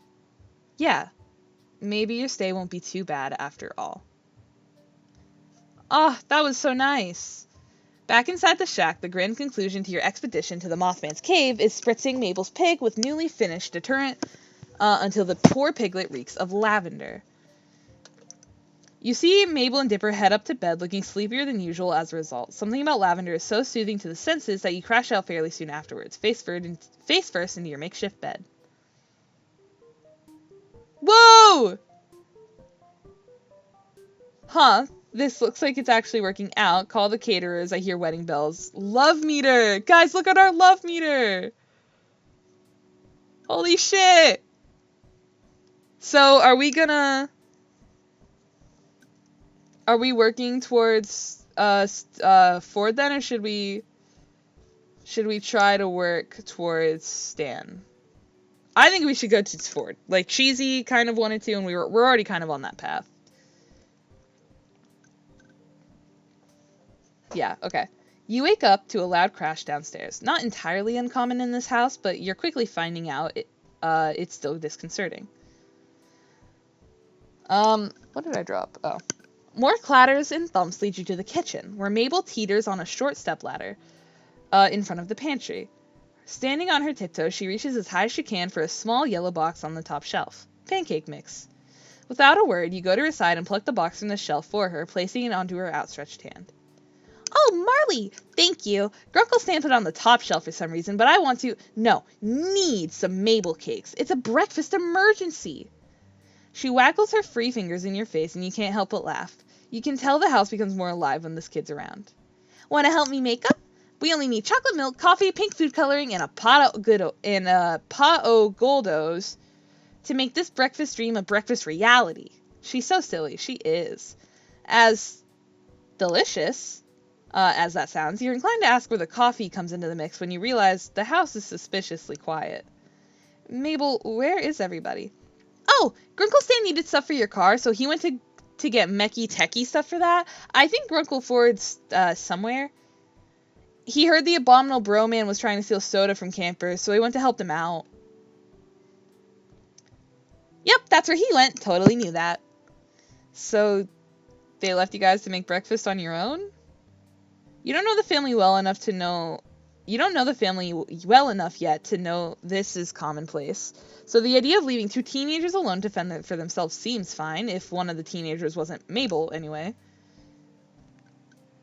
You still don't know how coffee fits into her Mabel cakes, but now you really don't want to know. Dipper tends to hide the pancake mix from Mabel while she's grabbing the chocolate milk from the fridge. Apparently he doesn't want to find out either. Mabel, while your Mabel cakes sound absolutely divine, why don't we... Quick, think of something so you don't hurt her feelings. Go out for breakfast. I'll take the kids out for breakfast. Is there somewhere we can go out for breakfast? We should really save the Mabel cakes till your great uncles get back. I know they wouldn't want to miss them. But I want to perfect my recipe. I have to get better at cooking and baking and stuff so I can survive out there in the world. What if in high school I have to bake stuff and people are better than me? Mabel looks very agitated, tugging at her hair with both hands. If I can't make the perfect Mabel cakes, I'll never be on Bad Dreams Dining. I gotta impress Gerald Rambone. Marley, it's my destiny. Quick, think of something so you don't hurt her feelings. Dipper, can you cook? Maybe Dipper can help you make something more different? We should save the Mabel cakes for another, more special day. But Marley... Mabel is standing on the stepladder, reaches up and squishes your cheeks together, her wide eyes staring into your soul. Dipper, we need to cook. Every day is special with Mabel cakes. You glance at Dipper, making a please help me and I'll buy you breakfast face. You hope he understands. Yeah, Mabel, I know you want to cook more since you're becoming an adult. Sure, but don't you think Grunkle Stan and Grunkle Short should be here to try them too? And not just me. Again. Mabel hops off the stepladder and ponders her brother's question, lips pursed. Eventually she nods, beaming at you both. You're right. Dipper, I can't deny them that experience.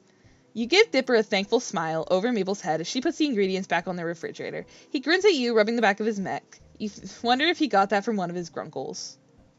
That's clever, now that you think about it. Great plus uncle to make grunkle. Saves time on syllables. We should go to Greasy's. They have some of the best pancakes there, with like 3 different kinds of syrup if you ask Lazy Susan nicely. Yeah, it's not super far. Let's go. The kids are about to head out of the kitchen when you realize something. Wait, aren't you going to leave a note for your grunkles about where we're going? Oh, right. Good call. Dipper scribbles out a note for Stan and Ford and sticks it on the front door of the shack with one of Mabel's stickers.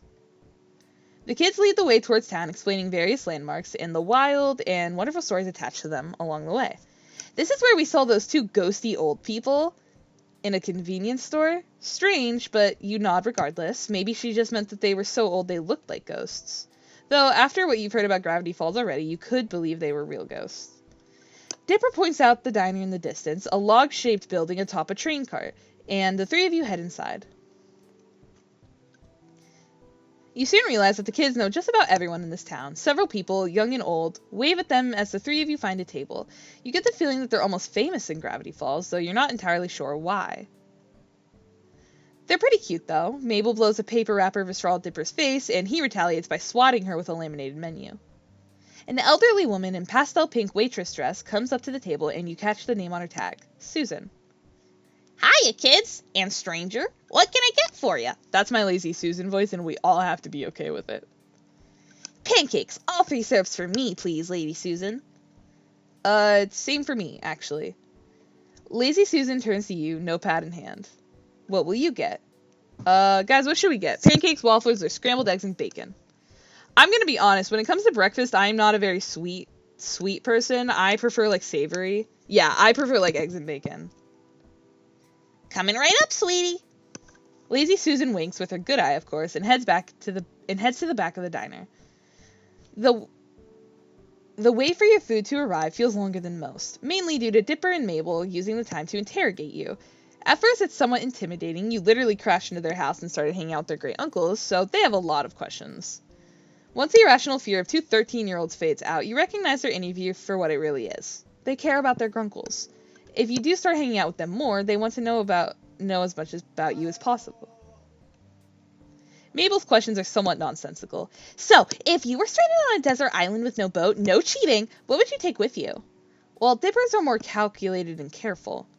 What were you doing before you came here? School, work, both, neither? Did you know about Gravity Falls before you crashed into the shack? You immediately know which grunkle each twin takes after. Stan and Mabel, goofy partners in crime, versus the quiet brainiacs, Ford and Dipper. It's an intriguing contrast, especially now that you're thrown into the middle of the bunch.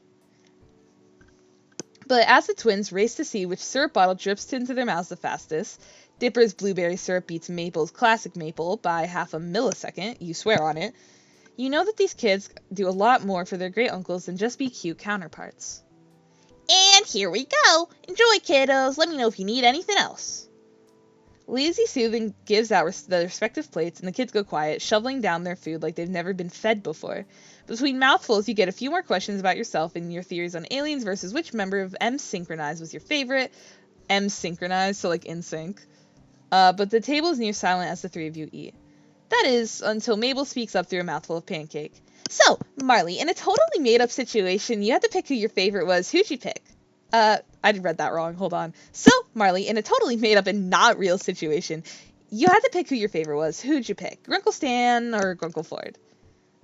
This seems too planned compared to her other cutesy questions. Dipper elbows his sister not so subtly, and she elbows him right back, wide-eyed staring at him in a sibling-linked look that you can't quite decipher. Like, say you're in a movie. Which one of those weird movies Grunkle Stan watches on TV with the ladies in poofy dresses and riding horses? Awfully specific, but you'll let her continue taking another bite of your food. You're the main character of this movie, and you got two guys who are both madly in love with you. This one doesn't mess around getting right to the point, huh? But you could only marry one of them, this is really stupid. But you can only marry one of them, so you could be the next in line for the throne. What would you do? If Grunkle Stan and Grunkle Ford were your choices, who would you go with? Mabel, that's kind of weird, isn't it? Like, really weird and kind of gross. Come on, Dipper, this is important information. It's vital to my research. What research? None of your business yet, but I'm still gathering other research. Ah, yes, the Throne of Pines. You get it. Mabel leans towards Dipper's ear to whisper, waggling her brows at you before she replies, in not a whisper, but quite the opposite. Research into how you're a huge nerd! And with that, Mabel catapults a spoonful of melted butter from atop her pancakes onto Dipper's cheek with a very satisfying splat. Dipper jerks in disgust, but retaliates by smearing strawberry syrup on Mabel's nose, a drop of stickiness plopping onto her sweater. Ew, gross! You're gross.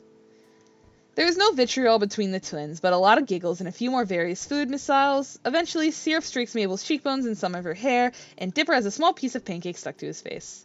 You guys are dorks. Maybe you're right, but we're twins, so it's adorable. If you say so, Mabel. Wait, quick! Marley, take a picture of us while Dipper's got pancakes on his face. I have a what? He swipes at his face, and after several passes, gets it off. Aw, I was trying to get more get pictures of us. Mabel, you have syrup everywhere. Really? Ugh, then it would have been the perfect photo. She's so Pinkie Pie coded. Can we all agree? She's very Pinkie Pie and like Dipper's Twilight Sparkle. Here, let me get it. Your hands are sticky enough. 100%. Okay, I'm glad we're all on the same page. You get back up with a napkin in hand and try to wipe some syrup off Mabel's cheeks. The excess syrup wipes off easily, but a good portion doesn't budge. I mean, maybe syrup works as makeup as the new look. That's one word for it, kid. It's Oh, but it's the... Yeah! It's the gang! We wondered where you went once we came back to a suspiciously quiet house. If it weren't for Dipper's note, we would have been worried. Sixer would have been worried. I tried to tell him you kids pull this kind of stuff all the time, heading out unannounced, putting stress on your poor grunkle's heart. He puts a hand over his heart dramatically. All those missing hours of unpaid child labor. Actually, the note wasn't me. Well, I wrote it, but Marley was the one who said we should, so you know where we went. Both Ford and Stan look at you, surprised. Really? Figured these two knuckleheads dragged you out here. Why not make breakfast at home? This place is at least a 15-minute walk from the shack. Well... You glance at Dipper, swiping his finger across Mabel's cheek and licking the blueberry syrup off. Mabel has a pancake in her mouth, chewing on it like a grazing sheep. I wanted to treat them to something, I guess. It's the least I can do. You're letting me stay with you, fixing my car. I thought since you were gone, I'd take these two out for a change. Also Mabel was going to make Mabel cakes again. You're just mad because you can't even make toast right. What? Yes, I can. I burned it one time. One time. Dipper holds his syrup-tipped finger in the air, indignant. Well, Mabel wanted you guys to enjoy her Mabel cakes too, and since there wasn't much food, I figured I'd take them out. Stan snatches the pancake from Mabel's mouth and takes a bite out of it, cackling when she stands on the seat trying to grab it back, climbing over Dipper to reach. Aside from the kerfuffle, you catch Ford's eye. Was he staring at you? He was staring at us! OMG, guys! As soon as he realized, he quickly sets his gaze elsewhere, looking over your head and out to the window. You'd say that he probably just shifted his attention, but his fingers hook under the high neck of his sweater and tugs at it. Well, Marley, I appreciate you looking after Dipple and Mabel from us. It was very kind of you to bring them here. Oh, it wasn't a big deal, really. I'm happy to help. You smile at him, pretending you don't feel how warm your face is. Maybe it's just hot and greasy's. Ford looks close to the shade of his sweater. Dipper mumbles an ow, and you catch Mabel elbowing her side, waggling her brows at him. You're not sure why. You're sure why. Well, kid, if you're paying, scoot over, Dipper. I want breakfast, too. Stanley, it's at least 12:30 now. Grunkle Ford, that means it's time for brunch. Duh. See, this kid gets me. Now let me in so I can get some grub. Dipper moves to your side of the booth as Stan sits next to Mabel, and Ford sits at Dipper's side. Lazy Susan comes back and takes order for another round of food and drinks for everyone, including Mabel, who decided she wants more pancakes. You're starting to regret offering to pay, but as Mabel and Stan try their hand at the syrup drip race, with Dipper cheering them on, Ford watching with a wide grin on his face, you know you don't really mind that much. Oh, that's so cute! That's so sweet. I like that. After the expedition to find Mothman, you accompanied Ford on a few other missions, so to speak, examining various birds of the forest, including the questionable stomach-faced duck, who snatched your stomach quickly and ran off, Ford in hot pursuit. While he didn't find what evidence he needed, something to do with their digestive systems, you both decided that the stomach-faced duck flock were questionable. Not as questionable as the question quail, which he shows you from a scanned journal page, but still questionable. You ask why he decided the octopus. Say that again. Ford is always in hot pursuit. Real. I need a bite of that. Never mind. You asked why he decided the octopus was too stupid to study, but received a loud groan and too sticky as an answer. Valid point. In all your adventures, all in all, your adventures with Ford have been more enjoyable than you expected, and you can't help but hope that you'll get to experience another one with him soon. You walk through the living room, lost in thought about the question quail, and Ford's journal pages almost narrowly avoid slipping on a sheet of graph paper. Ah! Don't look! Oh, it's you. Dipper peers over a book that proclaims D&D and More D, officially licensed campaign journal. He's sitting on the yellow armchair with crisscross legs, barricaded with books and paper. He's got a lap full of multicolored dice and half a dozen chewed pencils thrown across the floor, and one in his mouth. You look down and notice the floor is almost entirely covered in graph paper. Hi, did you need something? I know it's kind of messy, I should probably clean that up. Dipper looks reluctant to extract himself from his self-constructed fantasy lore prison. Here, I can do it, you look busy. You're about halfway through cleaning the floor when you actually start looking at what's on the various sheets you're holding. A fantasy map, some floor plans, and countless scribbled notes and calculations in the margins. What are these for? Planning something? Dipper's re-immersed in his planning. He startles when you ask, a little when you ask. Right. No big deal. It's just for the great pen and paper role-playing game called Dungeons, Dungeons, and More Dungeons. D&D and MD for short. It's all about fantasy worlds and statistics and swords, and, well, it's kind of difficult to explain, but it's super fun. I'm playing with Grunkle Ford today, so I'm just putting down my final touches on my dungeon. He's gonna be so stumped. Stumped, you say? Ford comes into the room at that precise moment, drying his hands on his trench coat. Perfect timing, Dipper. I just managed to get the paint off my hands. Paint from what? One of the gnomes came by and decided he'd graffiti the side of the house, something about his rapper persona.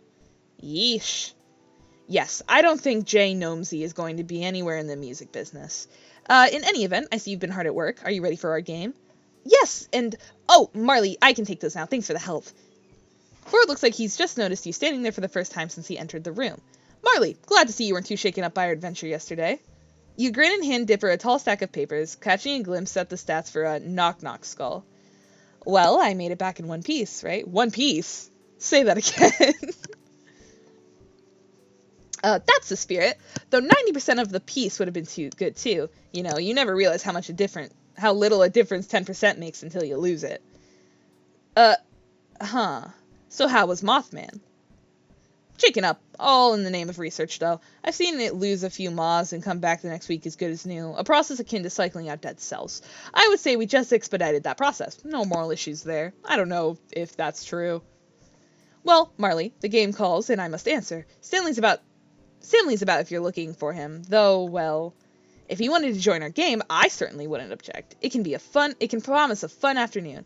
Another player! Yeah, totally. I can give you a pre-made character sheet to start and dice. Shoot, where did I put my other set? Don't worry, I've got an extra set. Me, I don't even know how to play. Oh man, there are so many rules. Where to start? I mean, it's really easy to pick up. It's even, like, kind of popular now. You're not sure about committing the whole afternoon to this game with Ford, though Dipper does seem pretty excited about it, but Stan's around too, so... And you wanted to go check on your car. Well, think about it, Marley. Dipper, my boy, why don't you and I get things set up in the meantime? Ford and Dipper launch into fantasy lore talk as they prop up a corkboard... I'm going to restart that. That was bad. Ford and Dipper launch into fantasy talk as they prop up a corkboard against the yellow armchair, pin up various maps and floor plans with imported landmarks, and upend their pouches of dice onto the carpet. Okay. Chat.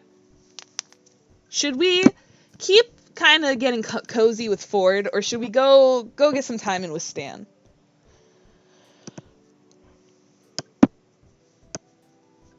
We gotta go Ford. I was thinking, like, we're already on this Ford path.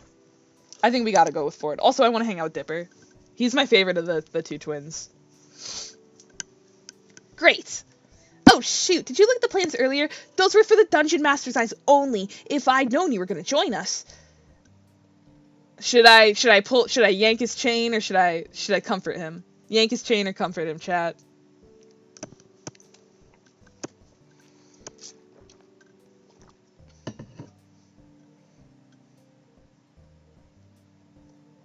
Yank it. Alright, we're yanking it.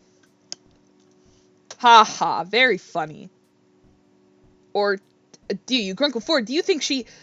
What? Sorry, I was rereading this passage on dwarven architecture. They've really improved their illustrations, though I can't say the same for their prose. Okay. Dipper and Ford put the final pieces in their place. The floor is encircled in a mix of propped up corkboards, books, maps, notes, and loose leaf paper. Ford unfolds a game board in the center of the madness. Brilliant, we're all ready. Don't look so nervous, Marley. You'll have me here to walk you through it.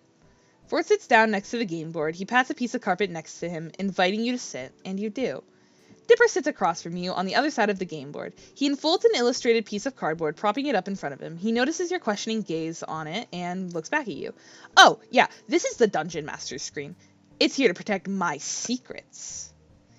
It hides essential die rolls and plot points from prying players' eyes.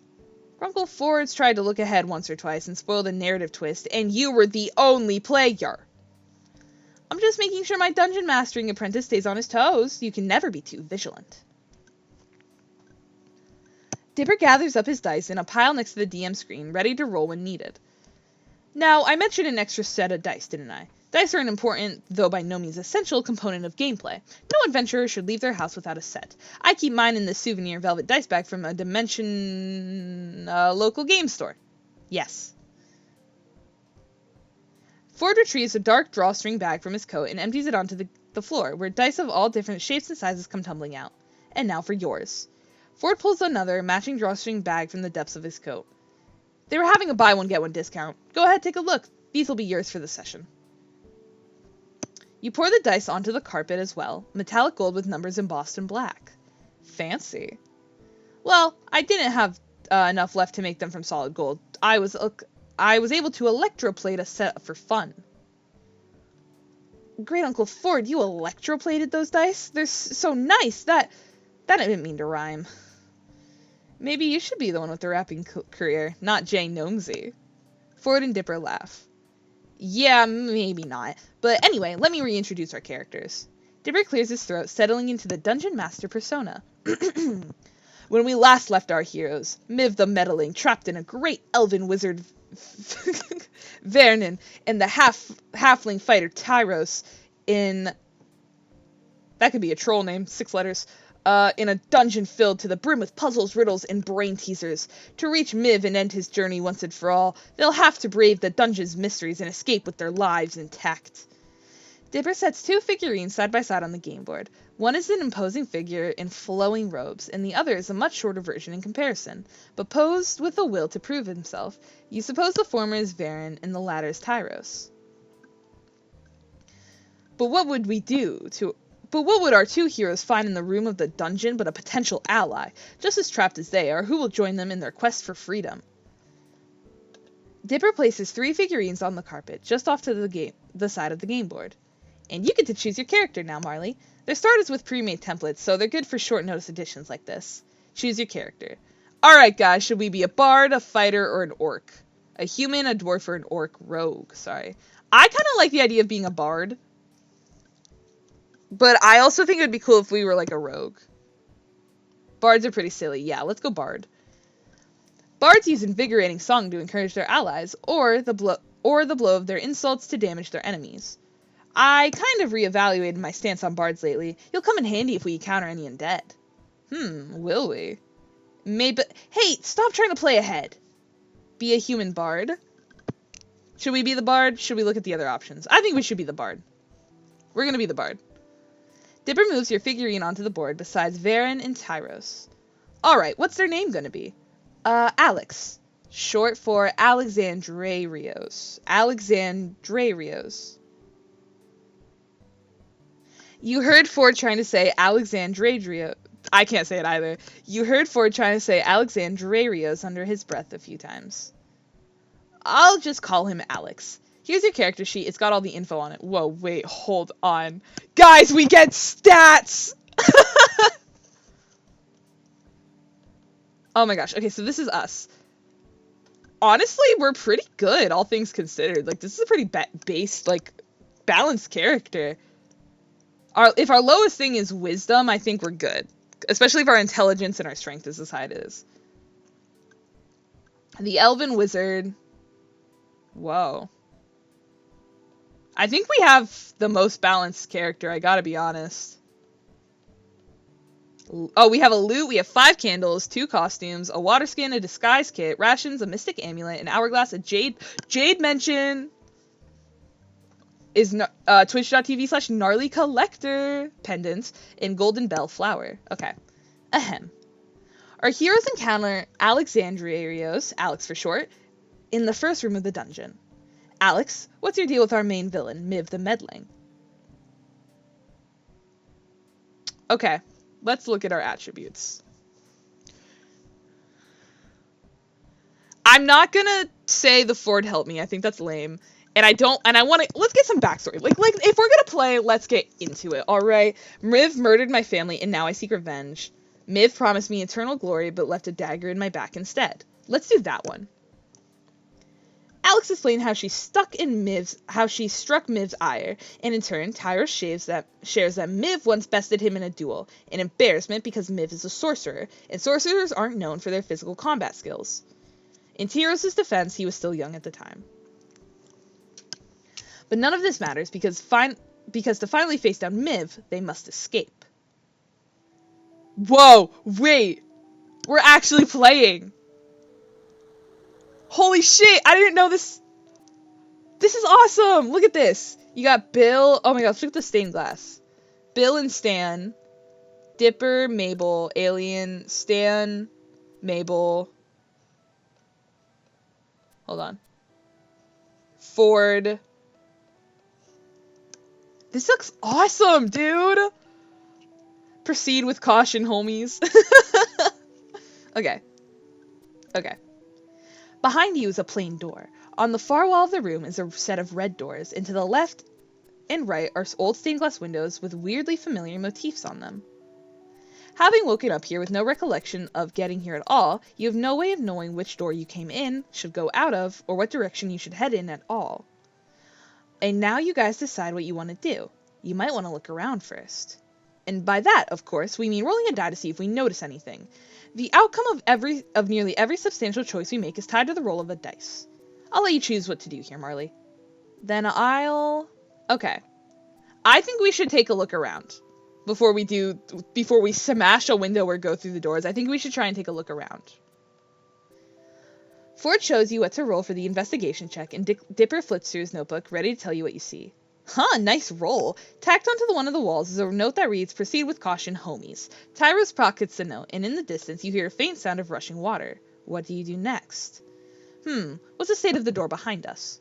See for yourself. I'm still DM, I can't respond unless you check the door. Ford casts Detect Magic, and after confirming with Dipper that there is no magic behind the door, pushes it open.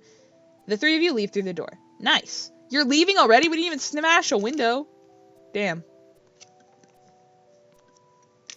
As the last of you step through the doorway, it melts, seeping into the walls as if it were never there in the first place.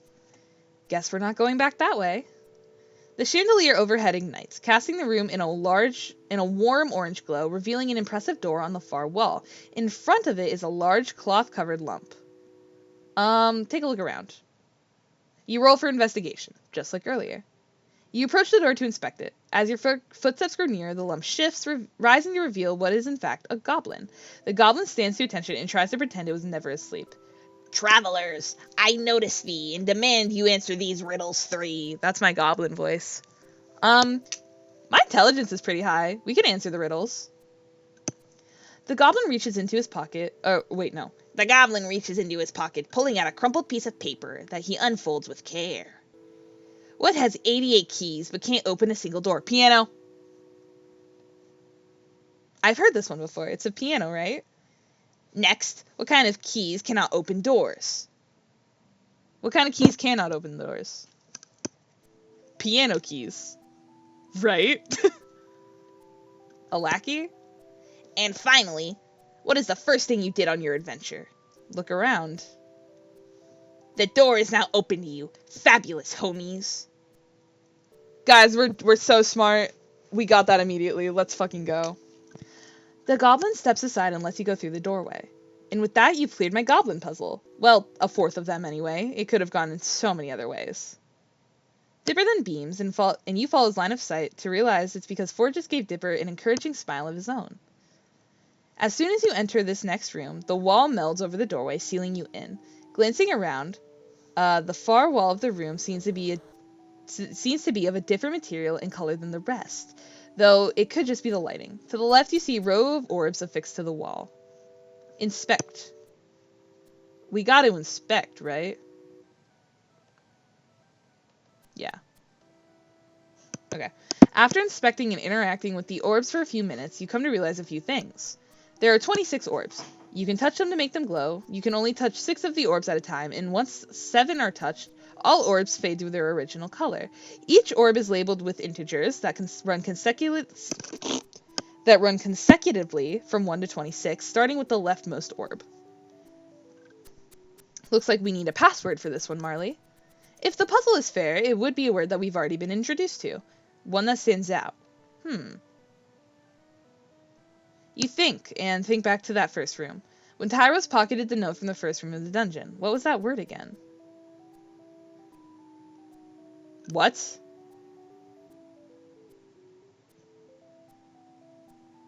Well, it's 6 letters, right? So it can't be this one. And it can't... I'm gonna say homies. You spell out homies, and all the alerts illuminate in unison and disappear. The room rumbles, and you turn around to find a green glass door. Walking up to get a closer look, you see that engraved on this door is a riddle. Guys, I'm, like, dominating. This is awesome.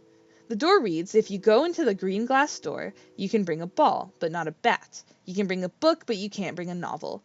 You can bring coffee, but not tea. You can bring letters, but you can't bring numbers. If you wish to pass, you must present an acceptable offering.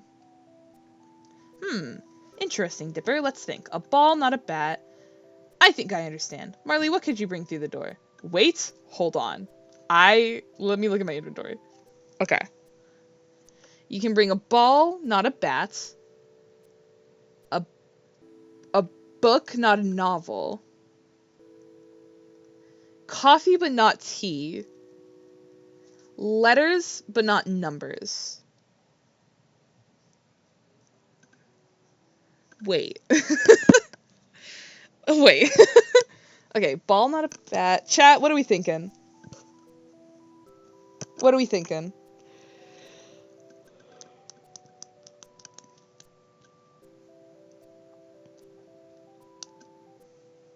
Ball, not a bat. Book, but not a novel. Coffee, but not tea. Letters, but not numbers. What the hell? I don't know. Should I just guess? Say the hourglass. We gotta go Jade, right? Fuck! I didn't even think about that. For Jade, we should have. I went hourglass because I thought it made the most sense. I offer my Baron's Book of Spells. And Tyros offers his cutlass. The door dissolves, letting the party pass through. I guess hourglass was the right choice. I should have offered Jade, though. Damn. While Dipper flipping through his notebook for the next part of the dungeon, Ford nudges you, holding up a hand for a high 6. That was a nice job, Marley. I'm impressed you got the riddle. I didn't, I guessed. I didn't understand. Is it hot in here? Is it just a side effect of the green glass door disintegrating? Ooh. You high 6 Ford beaming, and Dipper finds the page he needs to continue the game. The green glass door swings open. You go through. To freedom. And there it is! The end of the dungeon. I cut it down a bit on the fly. I didn't want to make it too long. I would have ran a murder mystery I've planned out for ages, but my test runs have never gone well with my focus group. So, what did you think? Who's your focus group?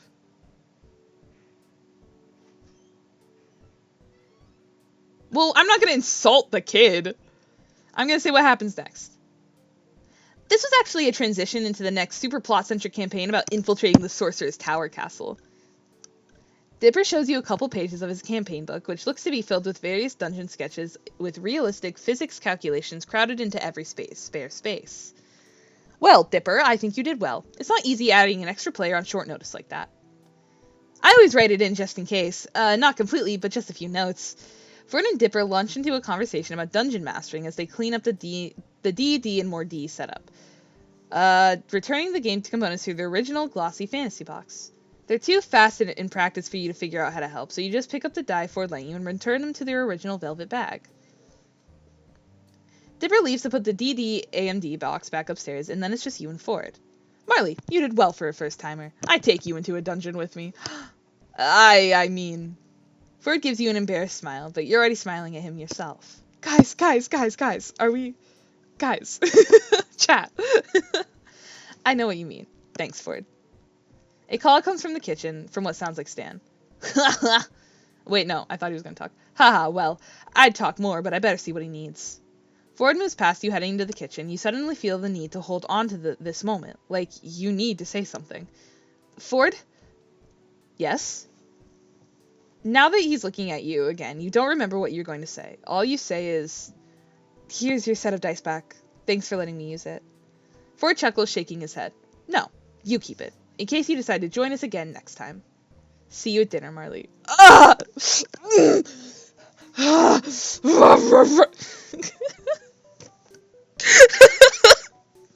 I'm barking at this old man.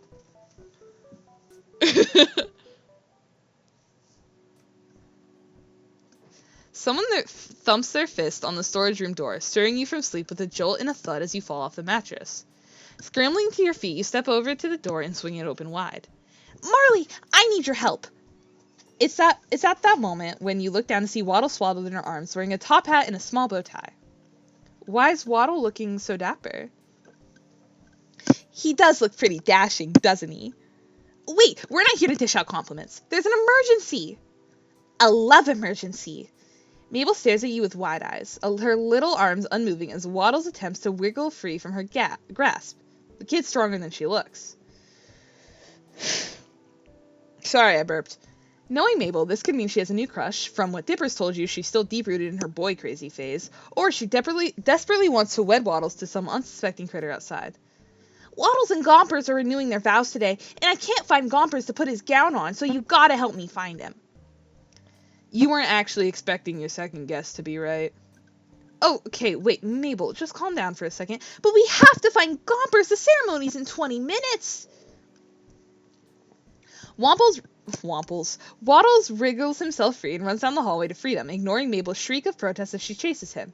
You're compelled to go back to bed, deciding this is almost definitely a dream, but jog after Mabel regardless. You catch sight of Mabel as she leaps over Dipper, who's sitting on the floor with a large array of graph paper and chewed pencils. She runs back to the door, suspiciously open, after Waddle's snorting self, yelling at him not to lose his tie. What, Mabel, what's going on? Waddle's wedding Gompers. You're a little out of breath. Mabel is fast. Dipper smacks a hand to his forehead, dragging it down his face dramatically. There's another train outside, and I can hear it. And I need it to shut up. Of course, she told me they're renewing their vows or something. They got married last summer, but she misses the pizzazz of weddings. Dipper looks nonplussed, and you can tell he's at least a little invested. Are you gonna help her with whatever that was? I don't even want to imagine this marriage failing. I don't even know what's going on. Yeah, that's Mabel for you, but it's her thing, I guess. There's a moment of silence. I'll help if you do. Thanks, Dipper. And with that, you run past him, Dipper's stutters of surprise growing fainter as you head outside. Mabel's already a ways away when you burst into the shack's backyard. Fortunately, Stan and Ford are nowhere in sight. You're not sure what you'd think of them finding you searching for a goat bride, as Mabel calls out to lure Gompers home. Come on, Gompers! I already booked the second honeymoon and the caterers are gonna be mad! Runaway brides are so cliche! She's seriously invested in this farm critter marriage, or she's watched way too many dramatic romance movies. Or both. Gompers? Come on, goat. Pal? Where are you? You hear Dipper head towards Mabel to help her look, so you veer opposite, opting to cover the more ground in search of the runaway goat bride. Where should you look? Let's look under the foundation. You duck onto your knees and look under the house, but there's a large hole that leads somewhere underground. But you figure Gompers isn't down there if that's what Ford's illustrious basement Dipper is gussed about. Where should you look? Inside Stan's car? Despite the absence of Stan and Ford, the former's cherry red car sits in the front of the shack, gleaming under the sun. You head towards it and peering in the windows, cupping your hands around your eyes to see inside. There's a can of Pitt soda on the passenger seat, a badly hidden pack of cigars in the driver's side door pocket, and a magazine on the floor of the back seat. You squint at it, and it's emblazoned with the title, Fully Clothed Women. Interesting, but it's not a goat. Okay, we're going to the roof. You walk backwards and put your hand to your brow, shielding your eyes from the sun as you search the scaffolding of the shack. Nothing. You continue to walk to the side now, until the rays of light obscure the view above for the sign. The sign for the gift shop. Rather serendipitously, a cloud glides overhead to block the sun, and you're able to look up higher, seeing the misspelled lettering, the various wear and tear of the roof, and a small billy goat munching on part of the weather vane. Wait. Hey, Mabel? Yeah? You point up to the roof at Gompers. Here comes the bride. Mabel shrieks, Gompers! And sprints to the gift shop, slamming the door so hard the open sign flips to closed. There's a moment of silence, then something flips open on the roof's small balcony, and Mabel pops out from underneath, climbing onto the roof and attempting to coax Gompers down. There's a ladder up to that little back balcony thing inside the gift shop. It's pretty cool for fireworks. Mabel pulls a sandwich from her sleeve. You can't help but imagine what else she has up there, and waves it at Gomper's direction. He trots towards the balcony, hopping down to Mabel's level and snatching the sandwich from her hand. She grabs the goat and heads back down to the ladder in the gift shop. Oh, Gompers, you can't just get pre-wedding jitters anymore. You're already married. You can't get away that easily. Thanks a billion, Marley. You saved the wedding. Okay. And with that, Mabel gets to work on wrestling Gompers into his dress, yelling commands to Dipper to grab Waddles, who thankfully didn't get his bow tie dirty when he dashed away earlier, and get everything ready for the most important ceremony in the history of ever. Maybe an exaggeration, but Mabel's excitement is undoubtedly contagious. Okay, once Dip finds Waddles, I think we got everything ready. I am, of course, the Vicar, Cater, Proud Mother, musical guest combo. Dipper's gonna take pictures for my scrapbook. Hey, I never agreed to that. Dipper, please. I've got an office shenate. Do you mean officiate? See, I'm so busy I can't even talk right. Please, Dipper. I'll help you with some nerd thing later, I pinky swear. Dipper contemplates this, hand at his chin, mirroring his grump go forward, of course. As long as you actually do this time, then yeah, I'll take pictures. Mabel jumps up and down with excitement, jostling poor Gompers in her arms. Yay! Thank you, Dipper. I owe you one. This is what the best brother looks like right here, Marley. Okay, you don't have to do that whole thing again. I'll get back to... Waddles, you get back here. Now that we have that fixed, that means we have... Wait! Sue's already left! My ring bearer's gone! No, what are we gonna do, Gompers? Gompers gives the intelligent answer of, bah, before chewing on his bridal veil. I could ask her, but I don't know. Gompers chooses that moment to look into Mabel's eyes and bleat at her insistently. Mabel's naturally takes this as a sign from the goat. Of course! You're right. This is your special day, again. Mabel turns to you with pleading eyes. Hey, Marley, could you be the new ring bearer for the ceremony? Yeah, sure. It would give me no greater honor. I'm very invested in this partnership, Mabel. I gotta see it through. Mabel beams, obviously pleased that you're taking this as seriously as she is. Thank you, Marley. Let's get this show on the road, or this wedding on the backyard. It still works. Mabel runs into the house, and you hear her thudding upstairs faster than a hungry Waddles. Gompers, thankfully, is still occupied by the half a sandwich Mabel taunted with him and stays put. She comes back soon after with a fluffy purple pillow and 2 clear sticks. After snapping the sticks in half, glow sticks, she curls them into small bracelet-sized rings. These are so much more fun than rings. Plus, Waddles can put it on his tail and look super handsome. The pink oinks in agreement. In his mad dash about the house, he's lost his top hat. Hold out your hands, palms up, and get down so you're not as tall. They can't put the rings on each other if you're way up there. She's got a point. You duck your knees in the dirt, and Mabel turns your hands palm up, reverently placing the pillow and the glow stick rings atop them. Okay, Mabel. Okay, Mabel, I'm here with the camera for... Marley, why are you on the ground? You gesture to the happy couple with the wide arc of your arm. They needed a ring bearer. I guess they do. Mabel nods, hands on her hips. She looks over at the wedding scene and mumbles to herself, checking things off a mental checklist. Okay, I think we have... Wait! I forgot the flower petals! I'll be right back. And she's gone again, leaving you alone with the pig groom, a goat bride, and 2 glow stick bands of matrimony. Goatrimony. It kinda works. You decide not to crack that pun on Dipper, who's examining his disposable camera. He pops the back open in size, smacking a hand to his forehead. This one's out of film. It must have been the one Mabel used at Candy's party. He looks at you and shrugs. I'll go get one of my spares. Make sure that these don't go anywhere, or Mabel will... Well, you know Mabel. You haven't known Mabel as long as Dipper has, but you understand immediately. You're left alone in the backyard with a groom's pig, a bride goat, 2 glow sticks, and a broken disposable camera. You'd love to say you've absolutely been in this situation before, but you unfortunately have not. I am very happy for you both, Waddles and, Gompers. Both animals turn to you, nonchalant in the current state of events. But I can't believe Mabel forgot the flower petals. Jeez. Just as you continue the one-sided conversation between human, goat, and pig, you hear 2 voices coming from the house. 2 very familiar voices. Listen. I love this so much, guys. I'm having so much fun. I don't know if you could tell. I hope you guys are having fun, too.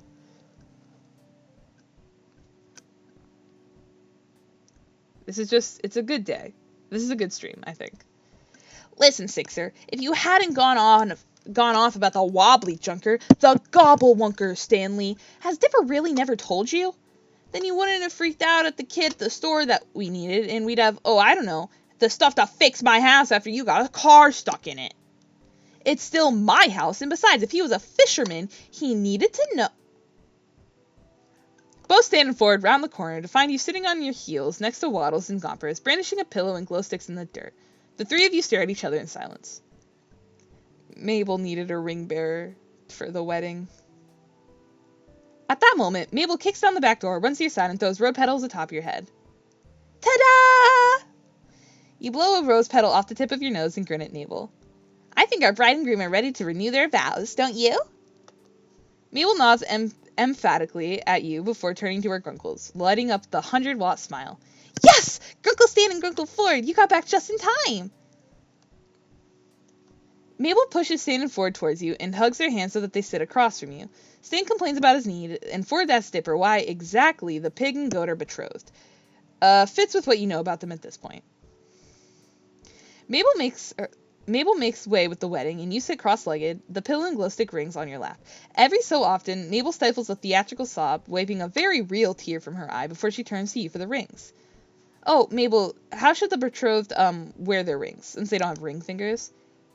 Just put them on where you think they fit best. I think we're gonna do a goat horn and Waddle's tail.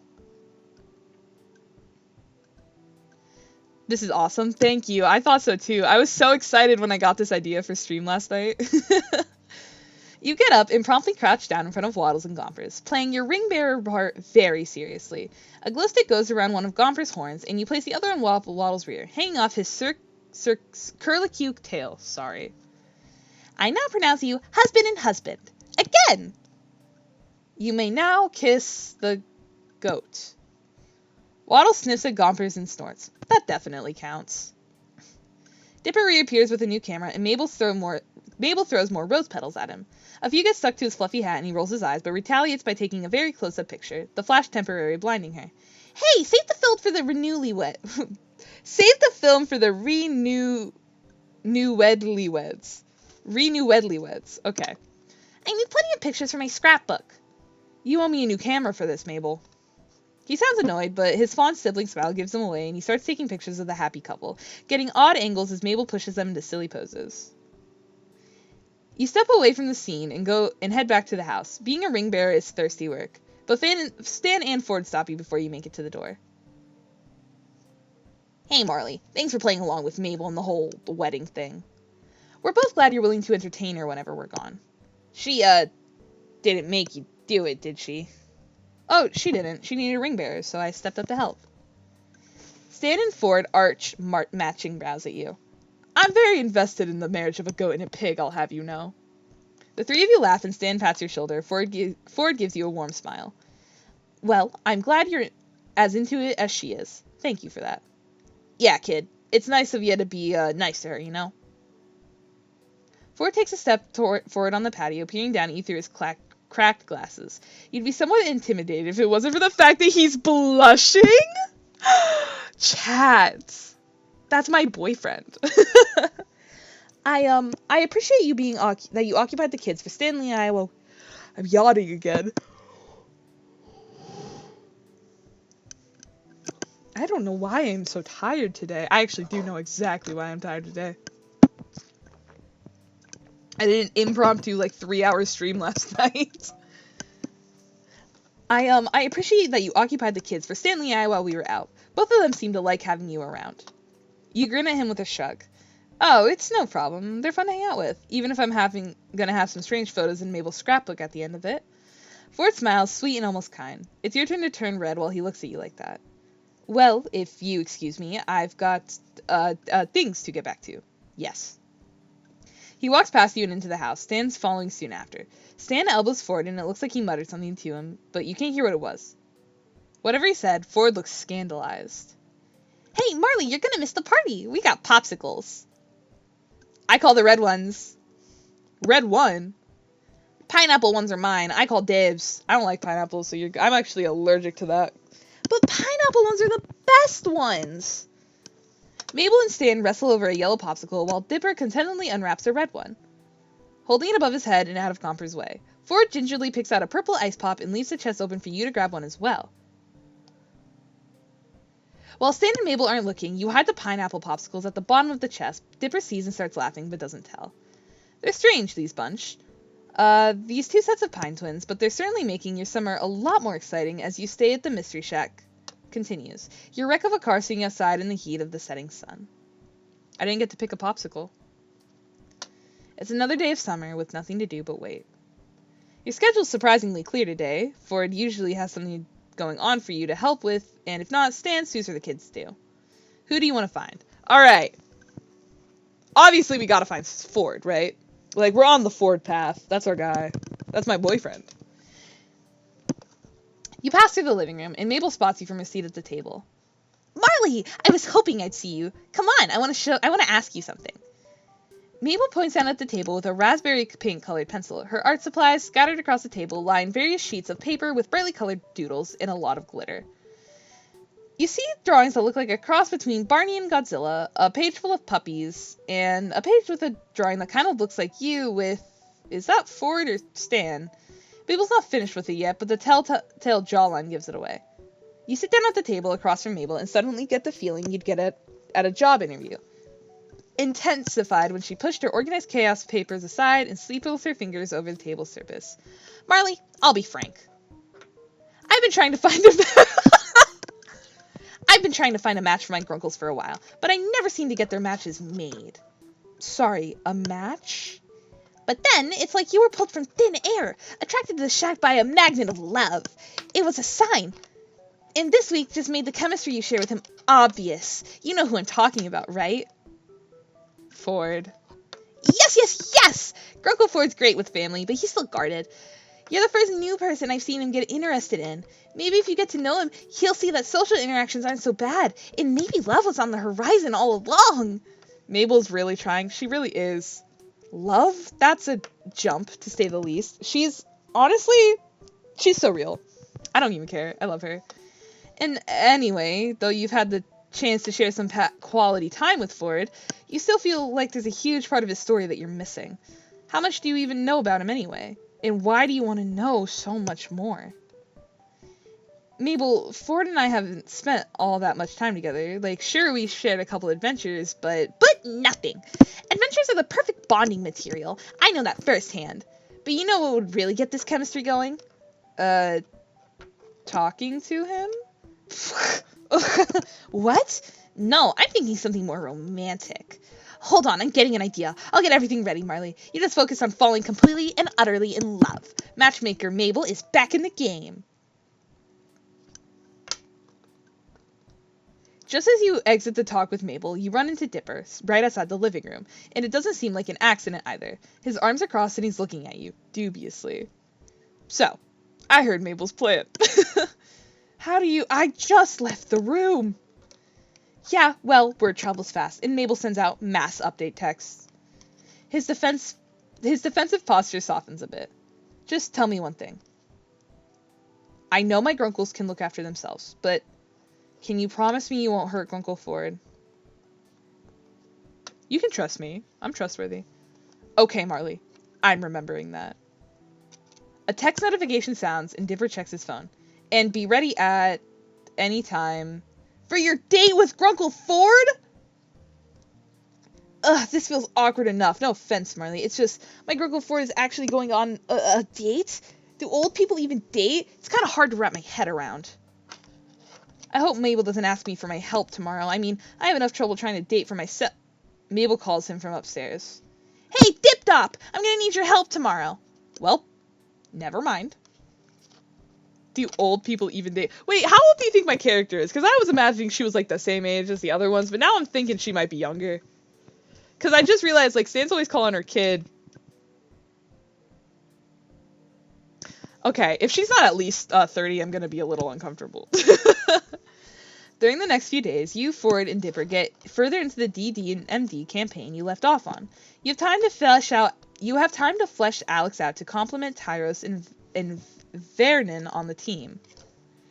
Dipper tells you the 3-person troop is typically small for a D&D group, DD and MD group, but you've been getting the hang of the game, mostly from taking advantage of Ford's helpful nudges in the right direction. You've noticed Ford staring at you during the game sometimes, and you can't deny that you've been caught doing the same. After your, fateful chat with Mabel, you're on edge and in wait for her to pull something out of her sleeve. Every time she bursts into the room with a fistful of crayons, you jump at least a foot into the air. You've been doing your best to pretend that everything's normal, or at least as normal as it gets in Gravity Falls. You ventured out into town earlier today and did some tourist-worthy exploring, and ran into the Pines family at Greasy's diner about an hour later. According to a giddy Dipper and an exasperated Ford, a door to another plane had appeared in the fridge instead of food. Post-documentation and inspection, and a lot of skeptical squinting from Dipper and complaints from Stan, Ford had suggested they just all waited out.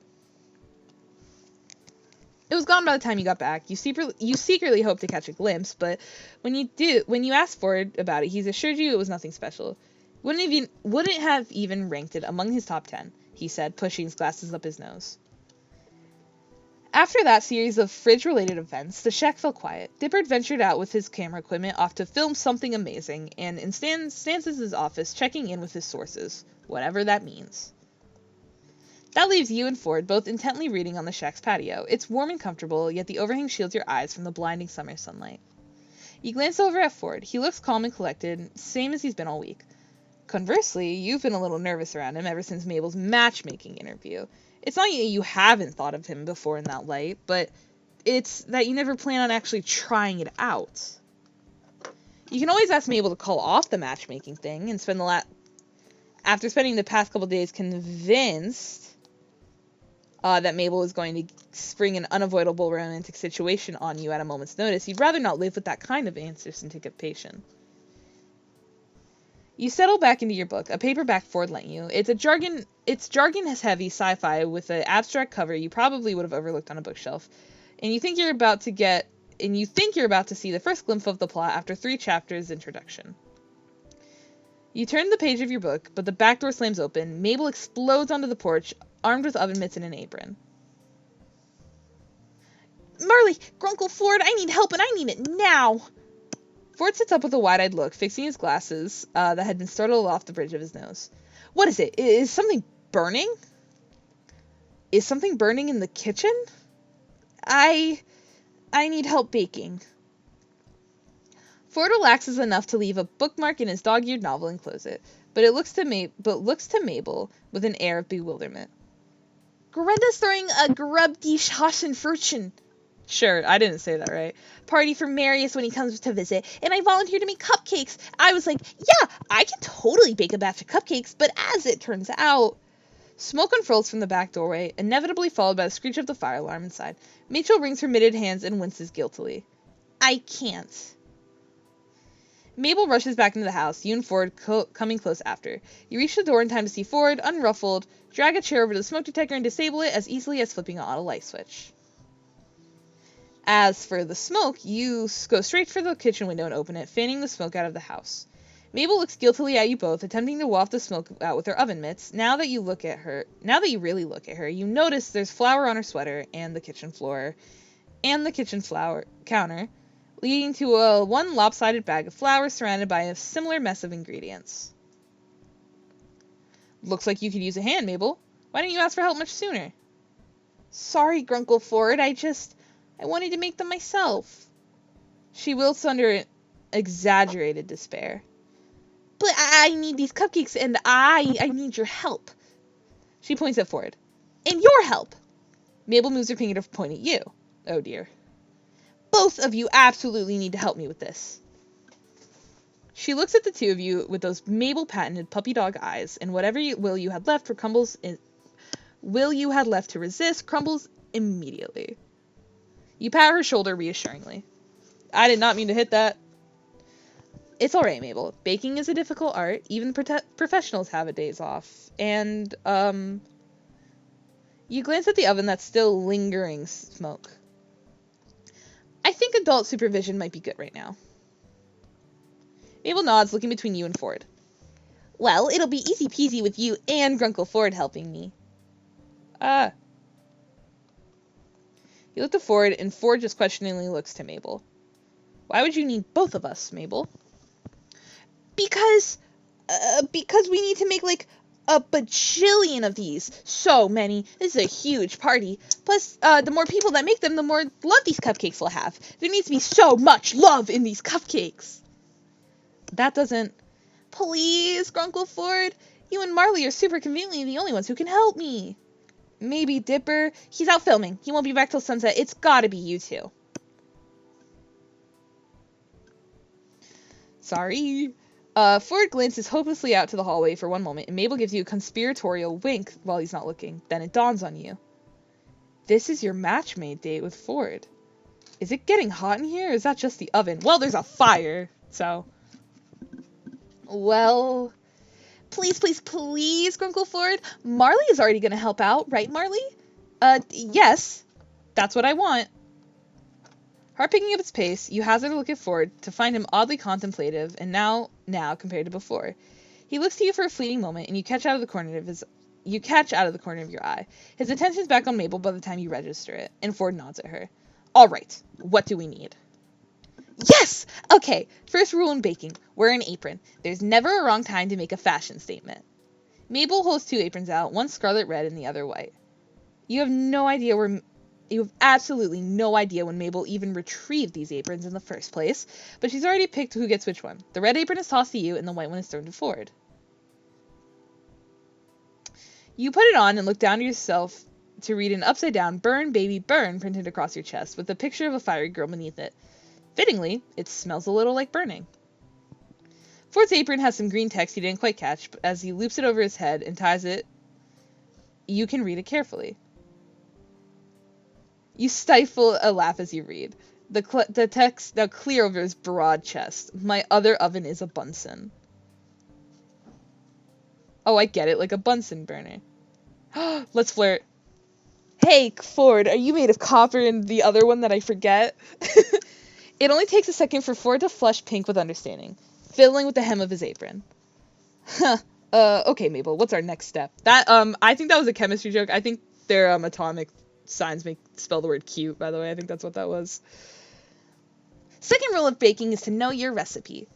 It's got everything. The ingredients, the instructions, the temperature.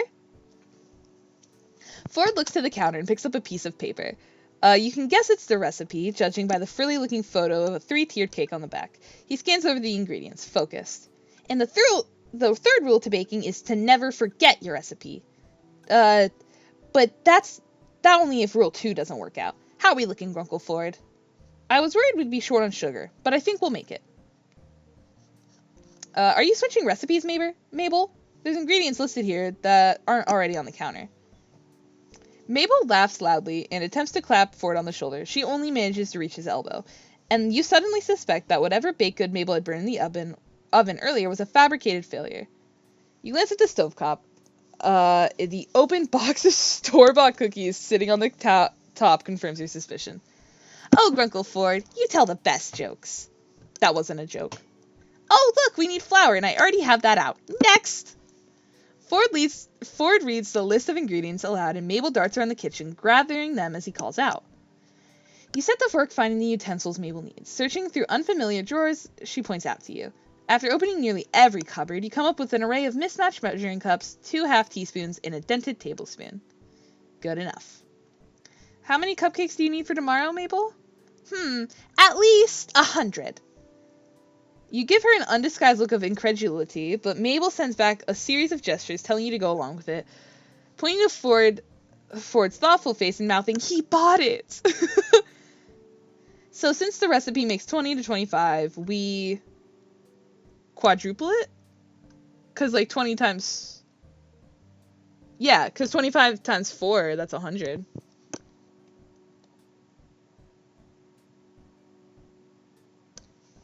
You're bewildered that Ford doesn't question the quantity. Instead, he started to factor in how many acceptable cupcake pans he could find in the cupboards, grumbling as he searches through the clangs and dull thuds of other bakeware. Oof, when was the last time Stanley... Ah, here they are. Looks like we have one that's rusted and one that hasn't. Marley, get the pan that's already in the oven. If we can manage to clean it... No, it's definitely uncleanable. It's totally burnt. Batter everywhere. Marley, can you... Mabel makes a gesture toward disposing of the evidence of her baking failure. You wince but nod. Seizing your chance while Ford's back is turned, you open the oven and grab whatever's inside with the oven mitt and rush outside to drop it in the trash can midway around the shack. It turns out to be a couple store-bought cookies dropped in a muffin pan and left to burn to a crisp. You take out the cookies to the trash, leaving you with a still hot but perfectly serviceable pan. Should we back up Mabel's claim? No. Call it a miracle. You return to the kitchen. Look, the pan is fine, actually. How lucky. Ford gives Mabel a musing look. Yes, how fortunate. Mabel gives Ford a winning smile, which must be enough because Ford lightens up with a smile soon after, shaking his head fondly. You see that Ford has brought a mixing bowl out while you were gone and wiped away most of the excess flour from the counter. He settles back into the role of recipe reader now that you're back. I've already turned the oven down to the correct temperature. Mabel, notably, doesn't look sheepish in the slightest, still grinning from her mixing bowl. So our next step is to add butter. I'll measure it out. So you settle into a rhythm. Mabel measures ingredients and tosses them in. Ford reads out the recipe, pausing occasionally to balance out Mabel's haphazard method of throwing ingredients into the bowl. You mix everything into a suitable batter. 2 ingredients later, you notice that Ford rolled his sleeves up to his elbows as he works. You could get used to the sight of him like this. Listen, I just gotta say... Hold on. No, I'm putting this on... I'm making sure we all know what I'm talking about. This is so cool. It is so cool. There is something about...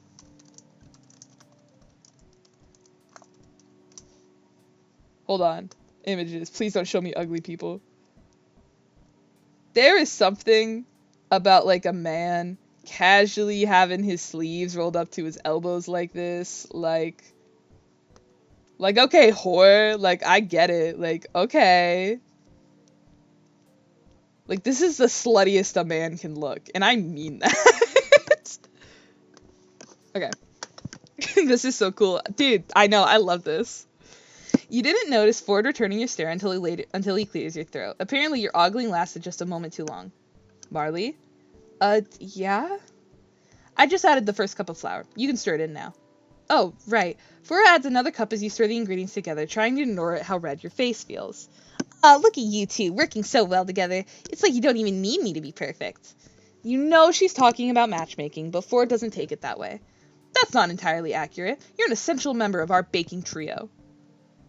Okay, I don't like that they didn't draw him with his sleeves rolled up. I feel like if you're gonna call him a slut, go the extra mile. Make him look like one, you know? After all, who else is creative enough to come up with a unifying theme for all these cupcakes? You're right! I hadn't even thought about that yet. Mabel, standing on the chair next to Ford to reach the counter, hops up and sits on the edge of the counter. Lovey-dovey or lovey-dovey? Gah, can't decide. While Mabel works out with her creative ingenious, Ford scoops out the last of the flour, going to wipe the excess back into the bag with his finger. Wait, I have the perfect idea. ... Oh, hey, Ethan. How you doing, bud? This is what we've been doing for the past hour and a half. It's the Grunkle Stan dating sim. We're going for Ford right now. It's going great. I'm doing voices and everything. ... I don't know what you're dotting about. Like, you're missing, like, quality stream right now. Like, Dr. Teeth can back. This is going great. Like, I'm well trained to do voices from Homestuck. Like, this is awesome. If you think about it, I'm doing this because of you. Like, you got me into the Homestuck voice reading thing, so now it's like, I gotta do this. I didn't mean to screenshot that. Okay. Okay. She lifts her arms in triumph and promptly sends Ford's headed cup of flour flying. Ford fumbles to catch it, but ultimately fails, and the cup, along with the bag, fall into the mixing bowl, sending a mushroom of flour into your faces. Damn it. Flour cakes Ford's glasses, along with his nose, cheeks, and forehead, and the front of his hair, to the point where the color is indistinguishable from his usual streak of gray. Mabel, thankfully sitting to the side at her perch on the counter, only got half covered in the explosion of flour, though she's already got various spots of flour all over her. Oops. It's okay, Mabel. Here, take this and dust the flour off. Mabel attempts to brush flour off her sweater as Ford takes off his glasses, blowing puffs of white from the lenses and cleaning them with the hem of his turtleneck. I gotta say something inappropriate. I wish Cheesy was here. She would understand. Okay. He manages to clear up most of the flour off his skin, but he missed a spot. Ford? I'm fine. I've had messier adventures in my time than a bit of flour. No, that's not it. We gotta brush it out ourselves, right, gamers? I mean, like, we gotta run our hands through this man's hair. We gotta, right? Chat? What are we thinking? How do we feel? I'm taking a sip of water. This is a requirement. Dude, it is. I like that Ethan joined, made fun of me, and then I think she might have left, if I'm not wrong. You reach over to brush it out. Ford gives you an uncertain expression, but stands still, letting you make contact. Your fingers run through his hair for a second, but it was enough time for you to register how fluffy and flowery it is. You can't help the smile that tugs at your lip as you finish. Ugh! Sorry. You just had some flour there. Yeah, you just some flour. I want to run my hands through your hipster hair. That's a Dave Cat, Broadway Card Cat reference, and I hate... Hold on. Yeah. Anyways, did I? Mabel has stopped dusting herself off now and is looking between you and Ford with such anticipation that you're getting self-conscious under her attention. Ford seems to notice too because he takes an unnecessary step back and awkwardly clears his throat. Mabel! Get away from me! You're fumbling me with the hot old man! He's so flustered, literally, and Mabel is ruining it by, like, peeping at us. I need her to fuck off. I'm trying to bag a baddie right now, and she's ruining it. Right. Flour. Mistake. Let's fix it. The three of you take a moment to stare at the disaster zone on the counter. Looks like the only thing we can do now is guess how much flour was added and scale the amount to the rest of the ingredients to match. I was going to start over. But that's a brilliant idea, Marley. Let's do it. See, the thing about baking is I also would have just, like, added a few other ingredients to balance it out. Like, it's not that difficult. Ford's kind of stupid. Mabel, do you have another bowl for this operation? Good thing I found this mega bowl for mixing. Mabel presents a vessel more akin to a tub than a mixing bowl. It's clean, though, and Ford transfers the batter over. Good call, Mabel. Are you secretly a psychic? Nope, just a little thing I like to call the power of Mabel. This is awesome. She does exaggerated jazz hands, shaking more flour off in the process. The three of you laugh before beginning the post-flour mission. Due to the mishap, you now need 4 times the other ingredients to match the flour that got dumped into the bowl. An inconvenience, but not impossible. You measure out more sugar. You spot Ford adding to the bowl by cracking 2 eggs at a time in each hand. Hot. Show off. Hot. I got something to say. It's hot. The kitchen is quiet during the bustle of measuring, adding, and remixing, but after a couple of minutes, Mabel sighs. What's up, Mabel? I don't know, Marley. It feels so silly to talk about. Nothing is too silly. Well, that's a broad statement, but the point is we're willing to listen. Well, Grenda and Marius are throwing this party on Marius's yacht, right? You have no idea who either of these people are, but play along for Mabel's sake. Yeah? They're really getting into that romance zone. Grenda even told me that they kissed. Ford only gives us a mild acknowledgement, so you have to amp up the reaction zone. They did not. They did so! Can you believe that? I seriously cannot believe that. Ford looks lost as he continues to mix the batter together. And I'm really happy for Grenda. I am! But sometimes I feel a little jealous. Grenda's like one of my best friends. I don't get why I can't be happy for her without feeling this way. Everyone feels like that sometimes. All you can do is try your best to stay positive for her, even if you're feeling a little bitter inside. And just know that eventually the feeling will pass. Everyone gets this way, even with friends. It doesn't mean you're a bad friend or anything.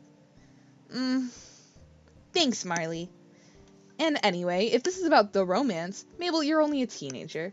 You might feel like you're watching your friends get married and settle down so quickly, but that doesn't start happening until you get to like 25.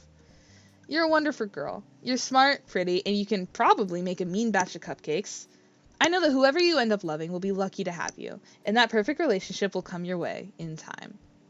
Mabel seems to brighten, and she smiles at you gratefully. Then she looks thoughtful.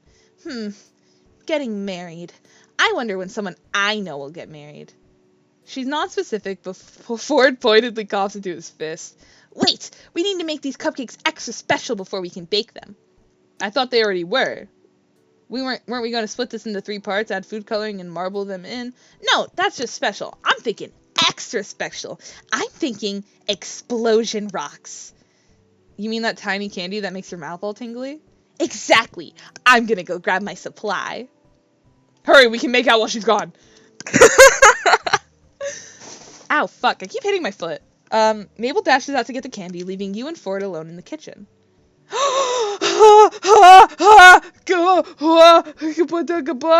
Sorry, supply, she has a whole stash. Yeah, it's Mabel, dude. Anyways, look at the art. We got more art. We got different art. We got art.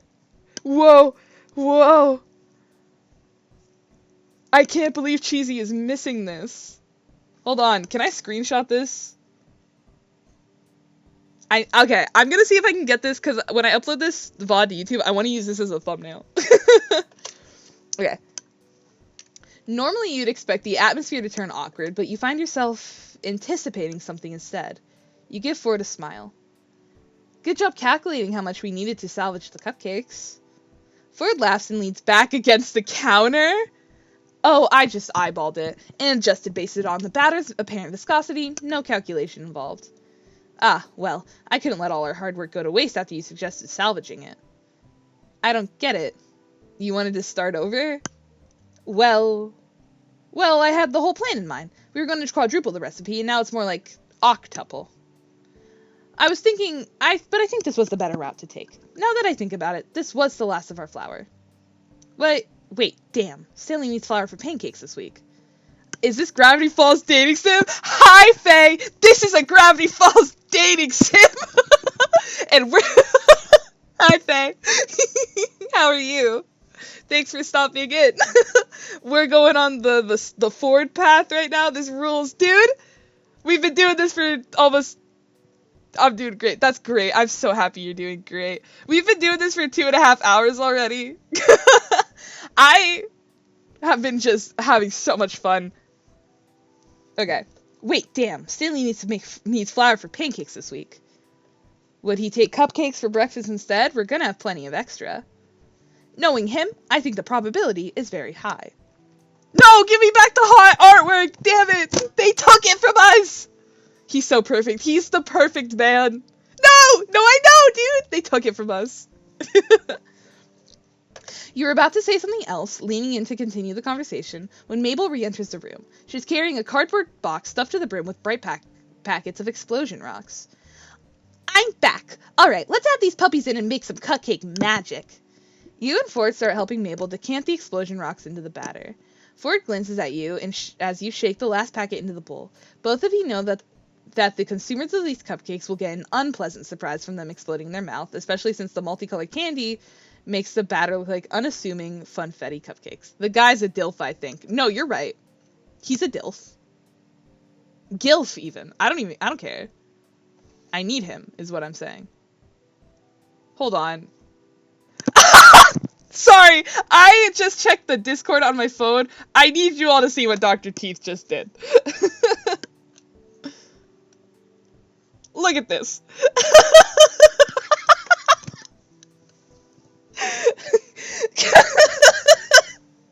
Whoa, that's from my stream. Why did you... That's really funny. Chit-chat doesn't like the word DILF, apparently. What? Are you serious? Did you have to allow it? Oh, shit, you did. That's insane. I think DILF is fine. In my chat, it's fine. I'll never censor the people. Okay. I'd lean more toward GILF. Probably. Automod hates fun. I'm gonna have to mess with the Automod. But in my defense, I didn't think I'd have mods. But now I do, so I'm gonna have to mess with it. Anyways. Then it's time to split the batter and marble them in the pan. Three colors Mabel chose are deep purple, blue, and pink. She says it ties in perfectly with her theme. Yeah, her theme of being bisexual. I know what you are.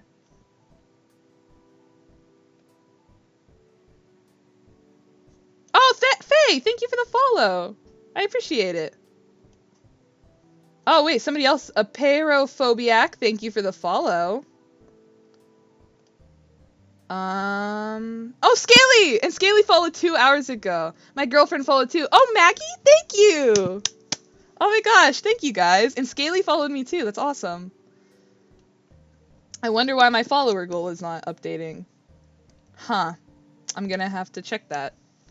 But thank you so much. I really appreciate it. Let's get back into...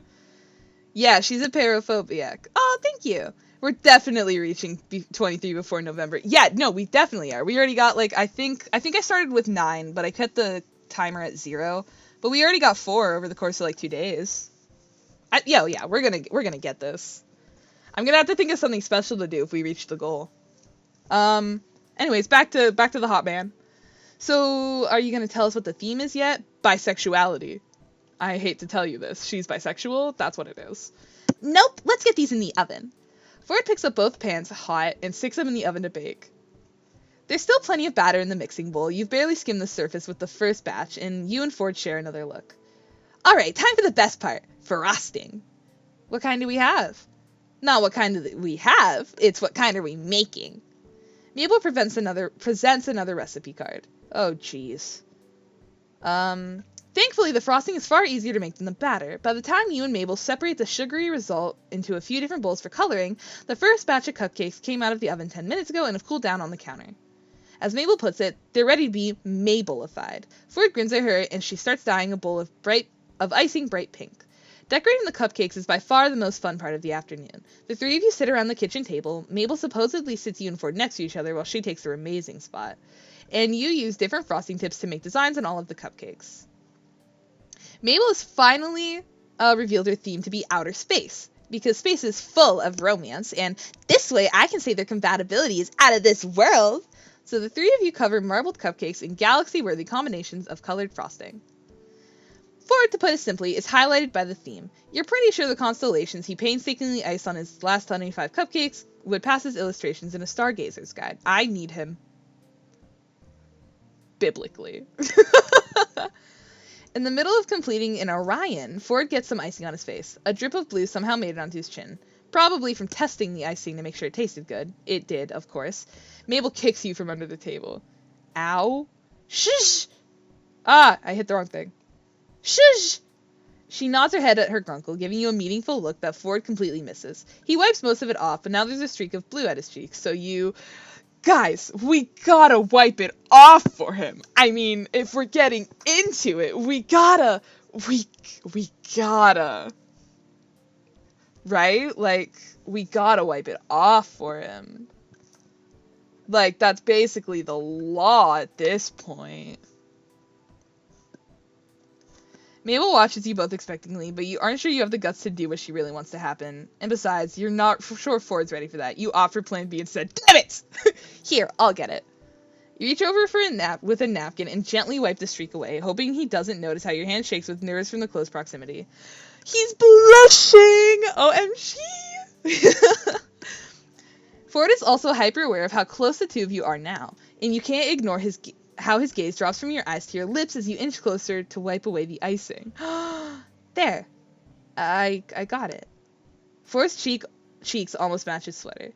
Oh, thank you, Marley. Guys, did we bag this old man baddie? Is this gilf ours for the taking? Eventually, the three of you finish decorating over 100 cupcakes, looking at we bagged! Looking at them all lined up on the counter, you can really see the decline in quality as you, Ford, and Mabel got worn out. The last few had frosting in solid colors with a handful of star-shaped sprinkles on top. I can't believe we're finally done.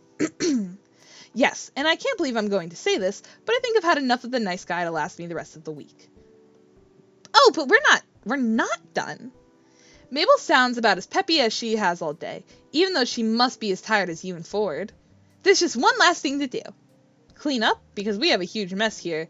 No, Grunkle Ford, more important than that. More urgent, more desperately needed. We need to kiss sloppy style. Is what I'm hearing. Ford looks perplexed. What could that be? The glitter! No, absolutely not. I hate glitter. Why do you have just a tub of edible glitter? You are 13! Who gave you that?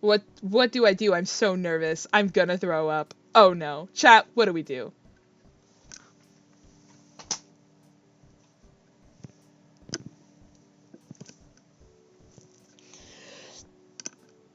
I think we should just play cool. I'm so nervous. Oh no. Oh, well, I didn't click it. Sorry, man.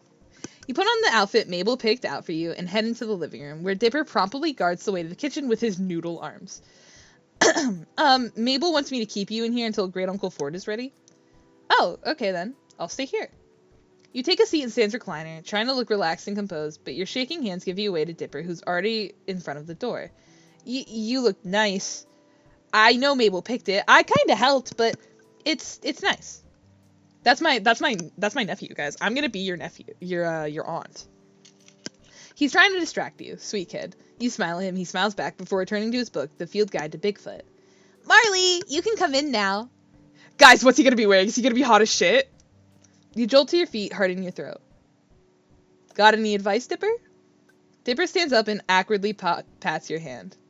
Just be yourself, Marley. Great Uncle Ford likes you. I can tell. Trust me. He gently shoves you towards the kitchen door. It looms in front of you menacingly. Now, go get him, tiger. Was that weird to say? Good look out there. Dating my great uncle. Gross. Anyway. Look at that. They're so cute. With surprising strength, Dipper pushes you through the door as Mabel opens it, and you stumble into the kitchen, look up, and... Oh, God. Whoa! Ah! Bark! Sorry.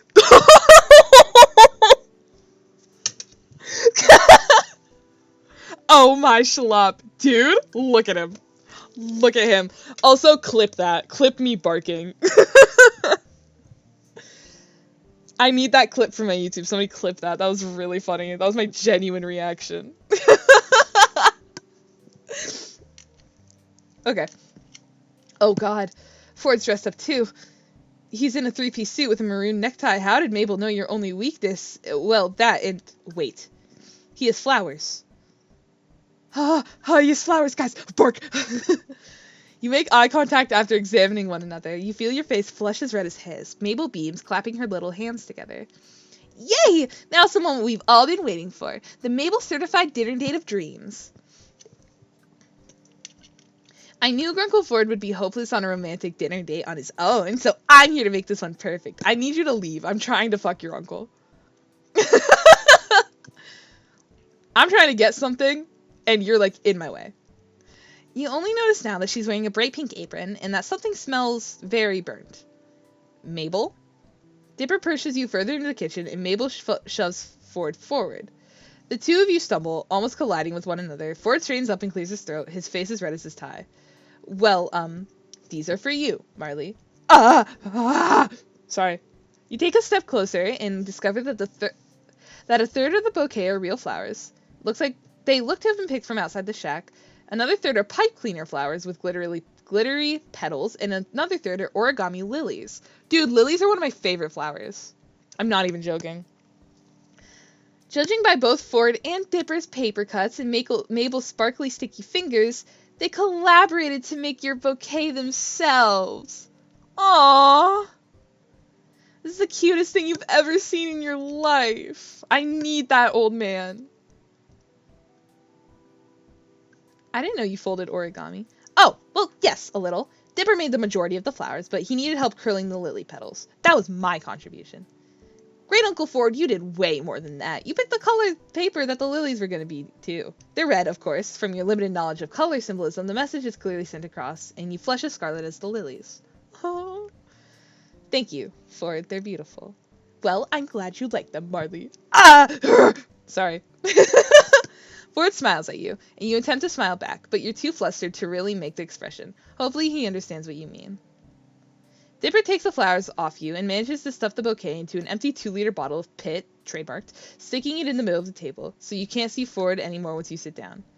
You carefully scoot the vase to the side until Ford's pink cheeks and a nervous expression are visible again, even if you're certain you look more pink with embarrassment. Well, I'll leave you guys to it, then. Chef Mabel, you ready? Sure am, bro. So ready. Oh my gosh, I need to make out with this man. I need to throw him on the table. I need him. And I'm so normal about it. Mabel is standing on a stool and readying 2 plates of food, the contents of which you can't see yet due to the mass of her hair and Dipper's hat. Ford waves at you and you turn to him, leaning forward so he can whisper to you. Do you have any idea what's going on over there? I'm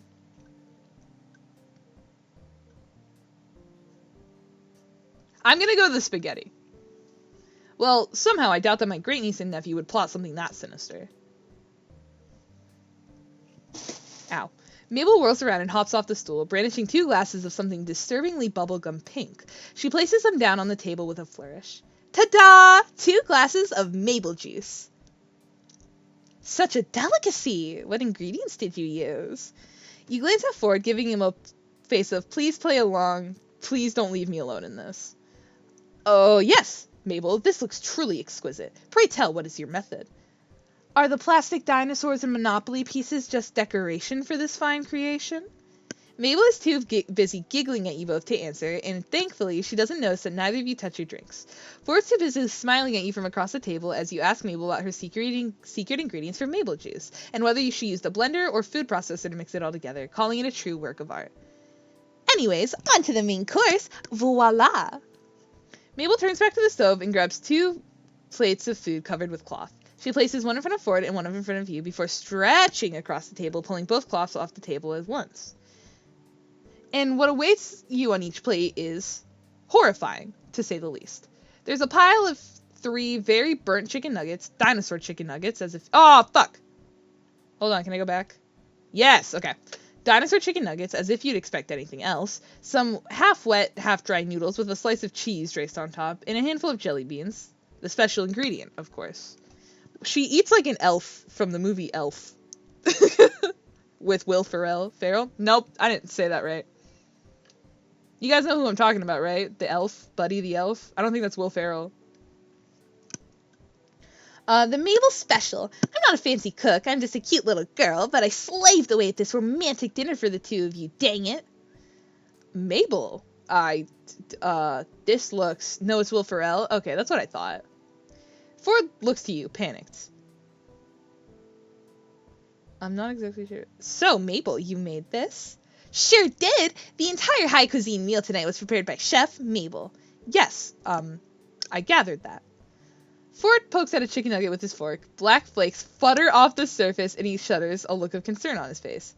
You and Ford dig into the jelly beans, going as far to try and spear them on your forks to play a part of the high cuisine dinner. Ford seems a little relaxed as the dinner continues, but once the last jelly bean has been eaten, the 2 of you go silent again. It's taking all my will not to go feral after seeing this stud. No, go feral. Start barking at the screen. Ford glances between you and the remains of his food, swallowing hard. Mabel rushes in to save the day. Oh, of course! I forgot the sauces and stuff. Silly Mabel. Sauce. Sauce. Sauce. Sauce.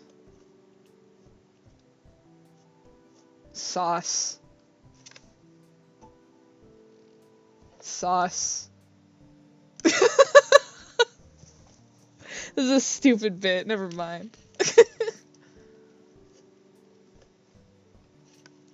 Mabel goes to the fridge and grabs a bottle of ketchup and mustard, placing them on the table next to... Is that the blue glitter we used on the cupcakes? Yep, you're lucky there's still some left. Why is it here? Garnish, silly. What do you garnish your meal with? I'll go blue glitter. You pick up the glitter and shake some onto the burned chicken nuggets. Now, well, they're now blue and twinkly. The glitter hides the burnt bits and makes the nuggets look a little more fabulous. Why? They're pretty now. Add a little glitter and anything is possible. Ford laughs and you hold the bottle of glitter in front of him, shaking it enticingly. Come on, join me with my pretty nuggets. If you say so. Ford decorates his nuggets with glitter, and your respective plates shine under the kitchen light. Mabel looks at you both expectantly, like you're going to chow down into your dinners now that they've been appropriately sauced up. Eat up! You've still got a lot of food left. You gingerly pick up one of the chicken nuggets and take a very small bite out of the edge. It's crispy and burnt, but edible to some extent. You swallow your bite and quickly take a sip of your drink. Ford stares at you in total awe. You look You just defeated a Gremloblin with one punch. You have glitter on your mouth. Oh, I do? Where? You lean forward in question, and Ford carefully reaches his arm over the table, wiping the glitter from your bottom lip. Both of you flush at the gentle contact, especially since all the while he's gazing down at your mouth, hopefully thinking the same thing you are. Guys. I need to kiss this old man. Sloppy. There. Got it. Look at Mabel. He quickly sits back down in his chair, and you do the same, avoiding eye contact until your face turns back from red. Mabel squeals in the corner, clapping your hands together. Mabel stares at you both, bright-eyed and bushy-tailed, awaiting some sort of magic to happen. You swallow nervously and look at Ford before you cup your hand at the side of your mouth, hiding your mouth's words from Mabel's eye. I have an idea. You tap your head with your other hand, charading your idea further. Ford gestures across the table as if to say the floor is yours. Ask Mabel what Stan's up to. About dessert. Mabel, what do you have planned for dessert? Is at this classy establishment, there must be some sweet treats up for grabs. Huh? Oh, yeah, I think Dipper is going to help me with those. Dipper? Mabel hops down from her stool and snaps her fingers at the two of you. No canoodling while I'm gone, okay? Canoodle, kiss. She leaves you both red-faced and staring as she skips out the door. Ford turns to you, smiling nervously. Marley, I know Mabel tried her best, but I'm not accustomed to the dating game, as Stan calls it. For the first time in a while, I don't know what to do. Do you? Kiss him. I do know what to do. Yes, I know what to do. I know what to do. Dipper, you stop thinking for a moment.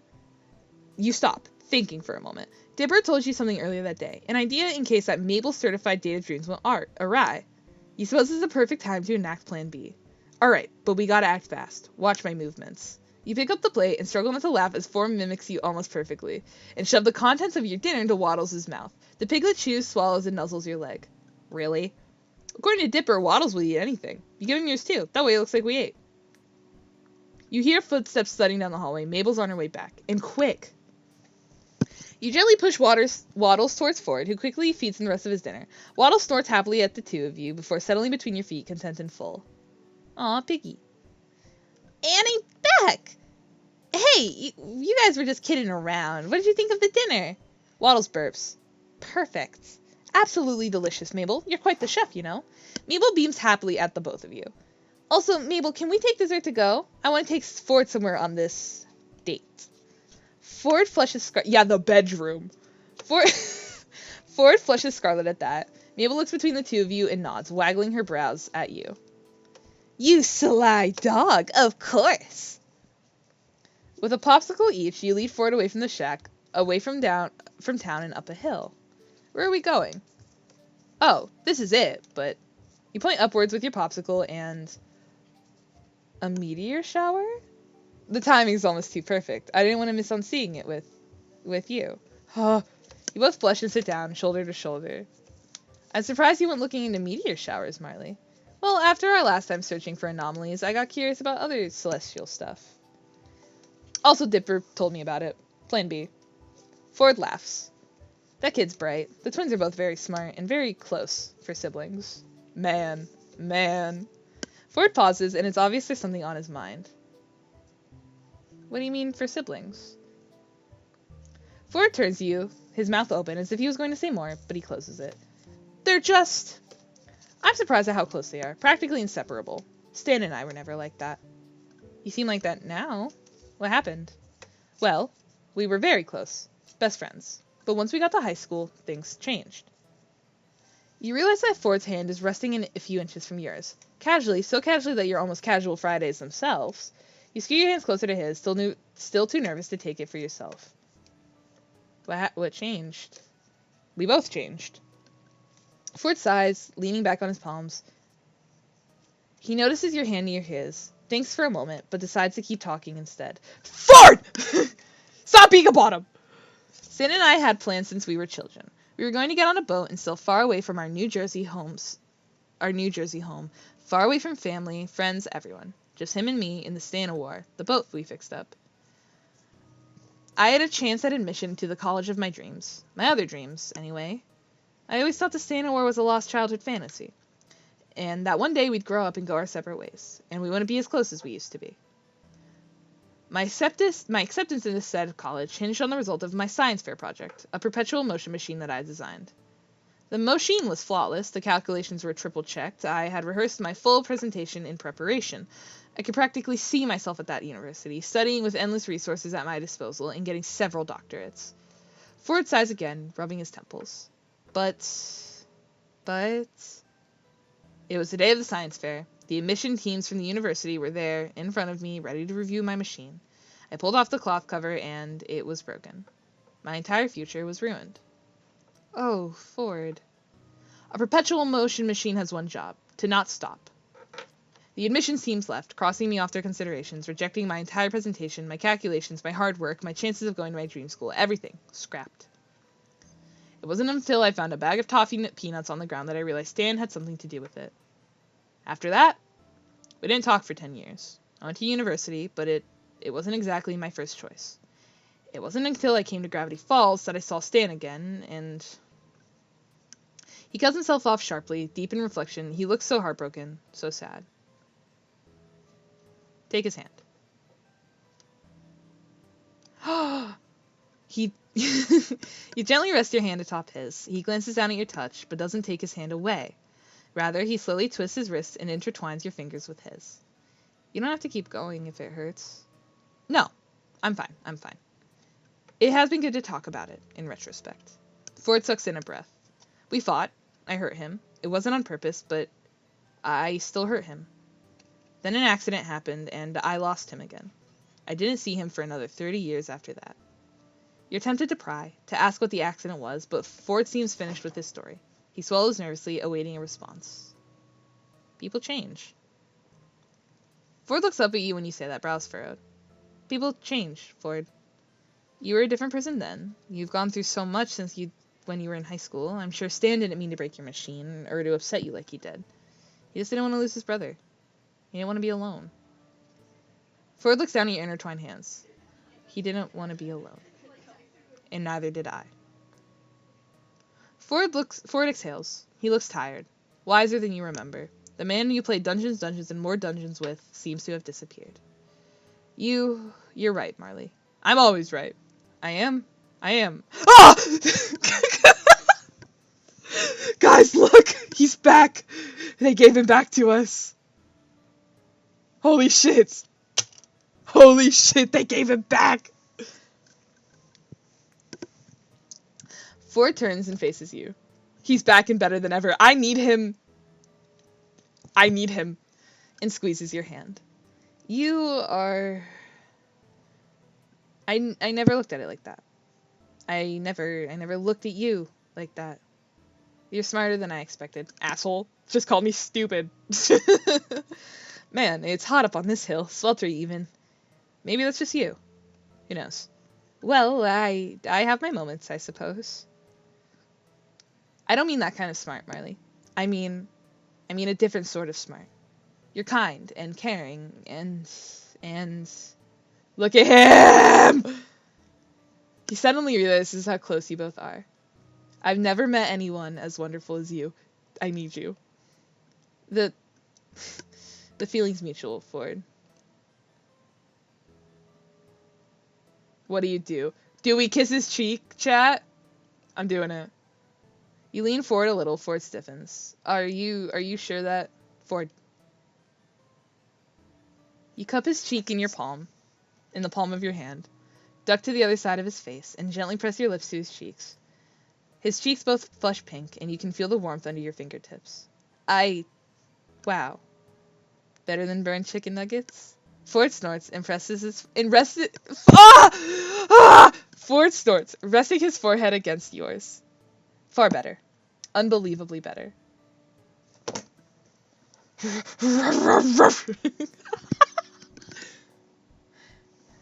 The two of you head back towards the shack, hand in hand. In a comfortable silence. Once you reach the door, Ford grins sheepishly. I just wanted to say thank you for tonight. For being there for me. Anytime, Ford. I had a great time. You stand at the door to his house like two teenagers on a first date. Well, you are, you suppose. And hopefully we can have more dates like this. Floyd flushes red at the mere mention of a date, which is so adorable you start laughing. Yes. We shall most definitely engage in more of these dates with you and myself. Dating. You smile at him, and his blush spreads further to the tips of his ears. He exhales, tugging at his collar. Well, if I get to see you smile like that again, then I'd be happy to have more dates. I need him. It's your turn to flush pink, and you both laugh as the front door swings open. Standing in the doorway is Mabel, who looks relieved to see you both. Where did you go? I gave you dessert and you abandoned me, you sly kids sneaking off to go have fun by yourselves. Did you have fun? You and Ford glance at each other, grinning. We certainly did. Ew! I'm so glad. Now come inside before you get bit by mosquitoes. Dipper yells from inside. Mine spell out! Does that spell dating? Both you and yourself and Ford shout, what? Simultaneously at that. He's making that up for comedic offense. They really just look like a cat paw today. Dipper appears at the front door with Mabel scratching his arm. Yeah, I did. Want to see the cat paw, though? You turn to Ford, who looks very excited to see the connected dots of the mosquito bites. We'd love to, Dipper. I bet it doesn't have 6 toe beans. Ah, toe beans! Come on, Dipper, I want to see now. Mabel grabs you, Dipper grabs Ford, and you're both tubbed back into the shack, your laughter echoing in the woods around the house. Oh my gosh! That was so cute! Oh my gosh. That was adorable. That was perfect. I also think that's the perfect note to end on today. I saved it. We're good. Thank you all for joining me today while I played some fucking Swooning with the Stans. I think that's what it's called, right? Yeah, Swooning Over Stans. Thank you all for joining me. We've had a few viewers. We had a couple of followers and everything too. That was awesome. Guys, we get the pictures. Oh, we missed one. We missed a moment. This is so fucked up. But guys, yeah, we get pictures.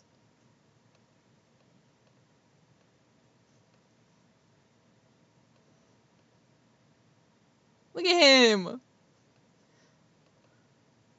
Okay. Yeah, no. Thank you all so much for joining me. I had fun. I think, yeah, I'll be back tomorrow with another stream. We might have to play Stan at some point. I'm just gonna say right now. But yeah, I'll be back tomorrow. I'm sure you guys, well, hopefully you guys will be there too. Thank you so much for joining. Let's raid someone. How about that? I want to raid someone.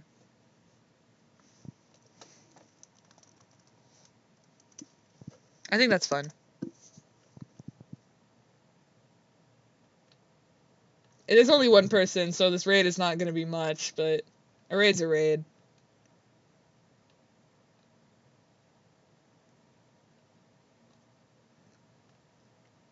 Here, let me get my my outro music going while I do this, actually.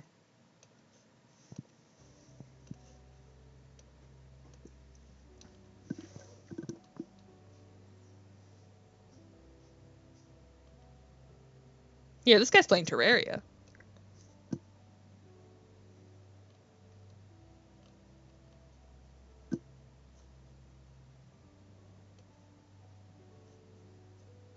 Alright.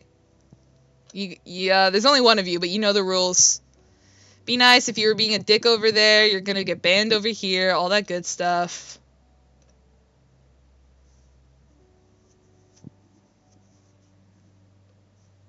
I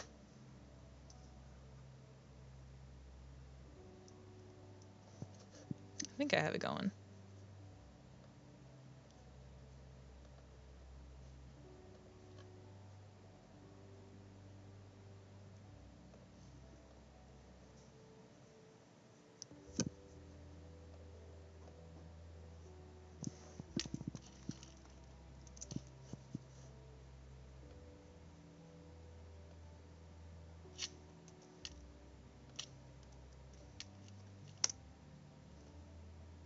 They won't let me raid? Okay, we're gonna raid somebody else. This guy doesn't want to raid.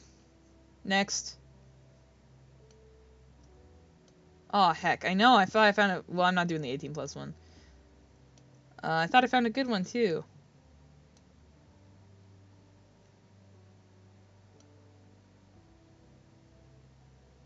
Yeah, this girl's building Legos. Let's do that one.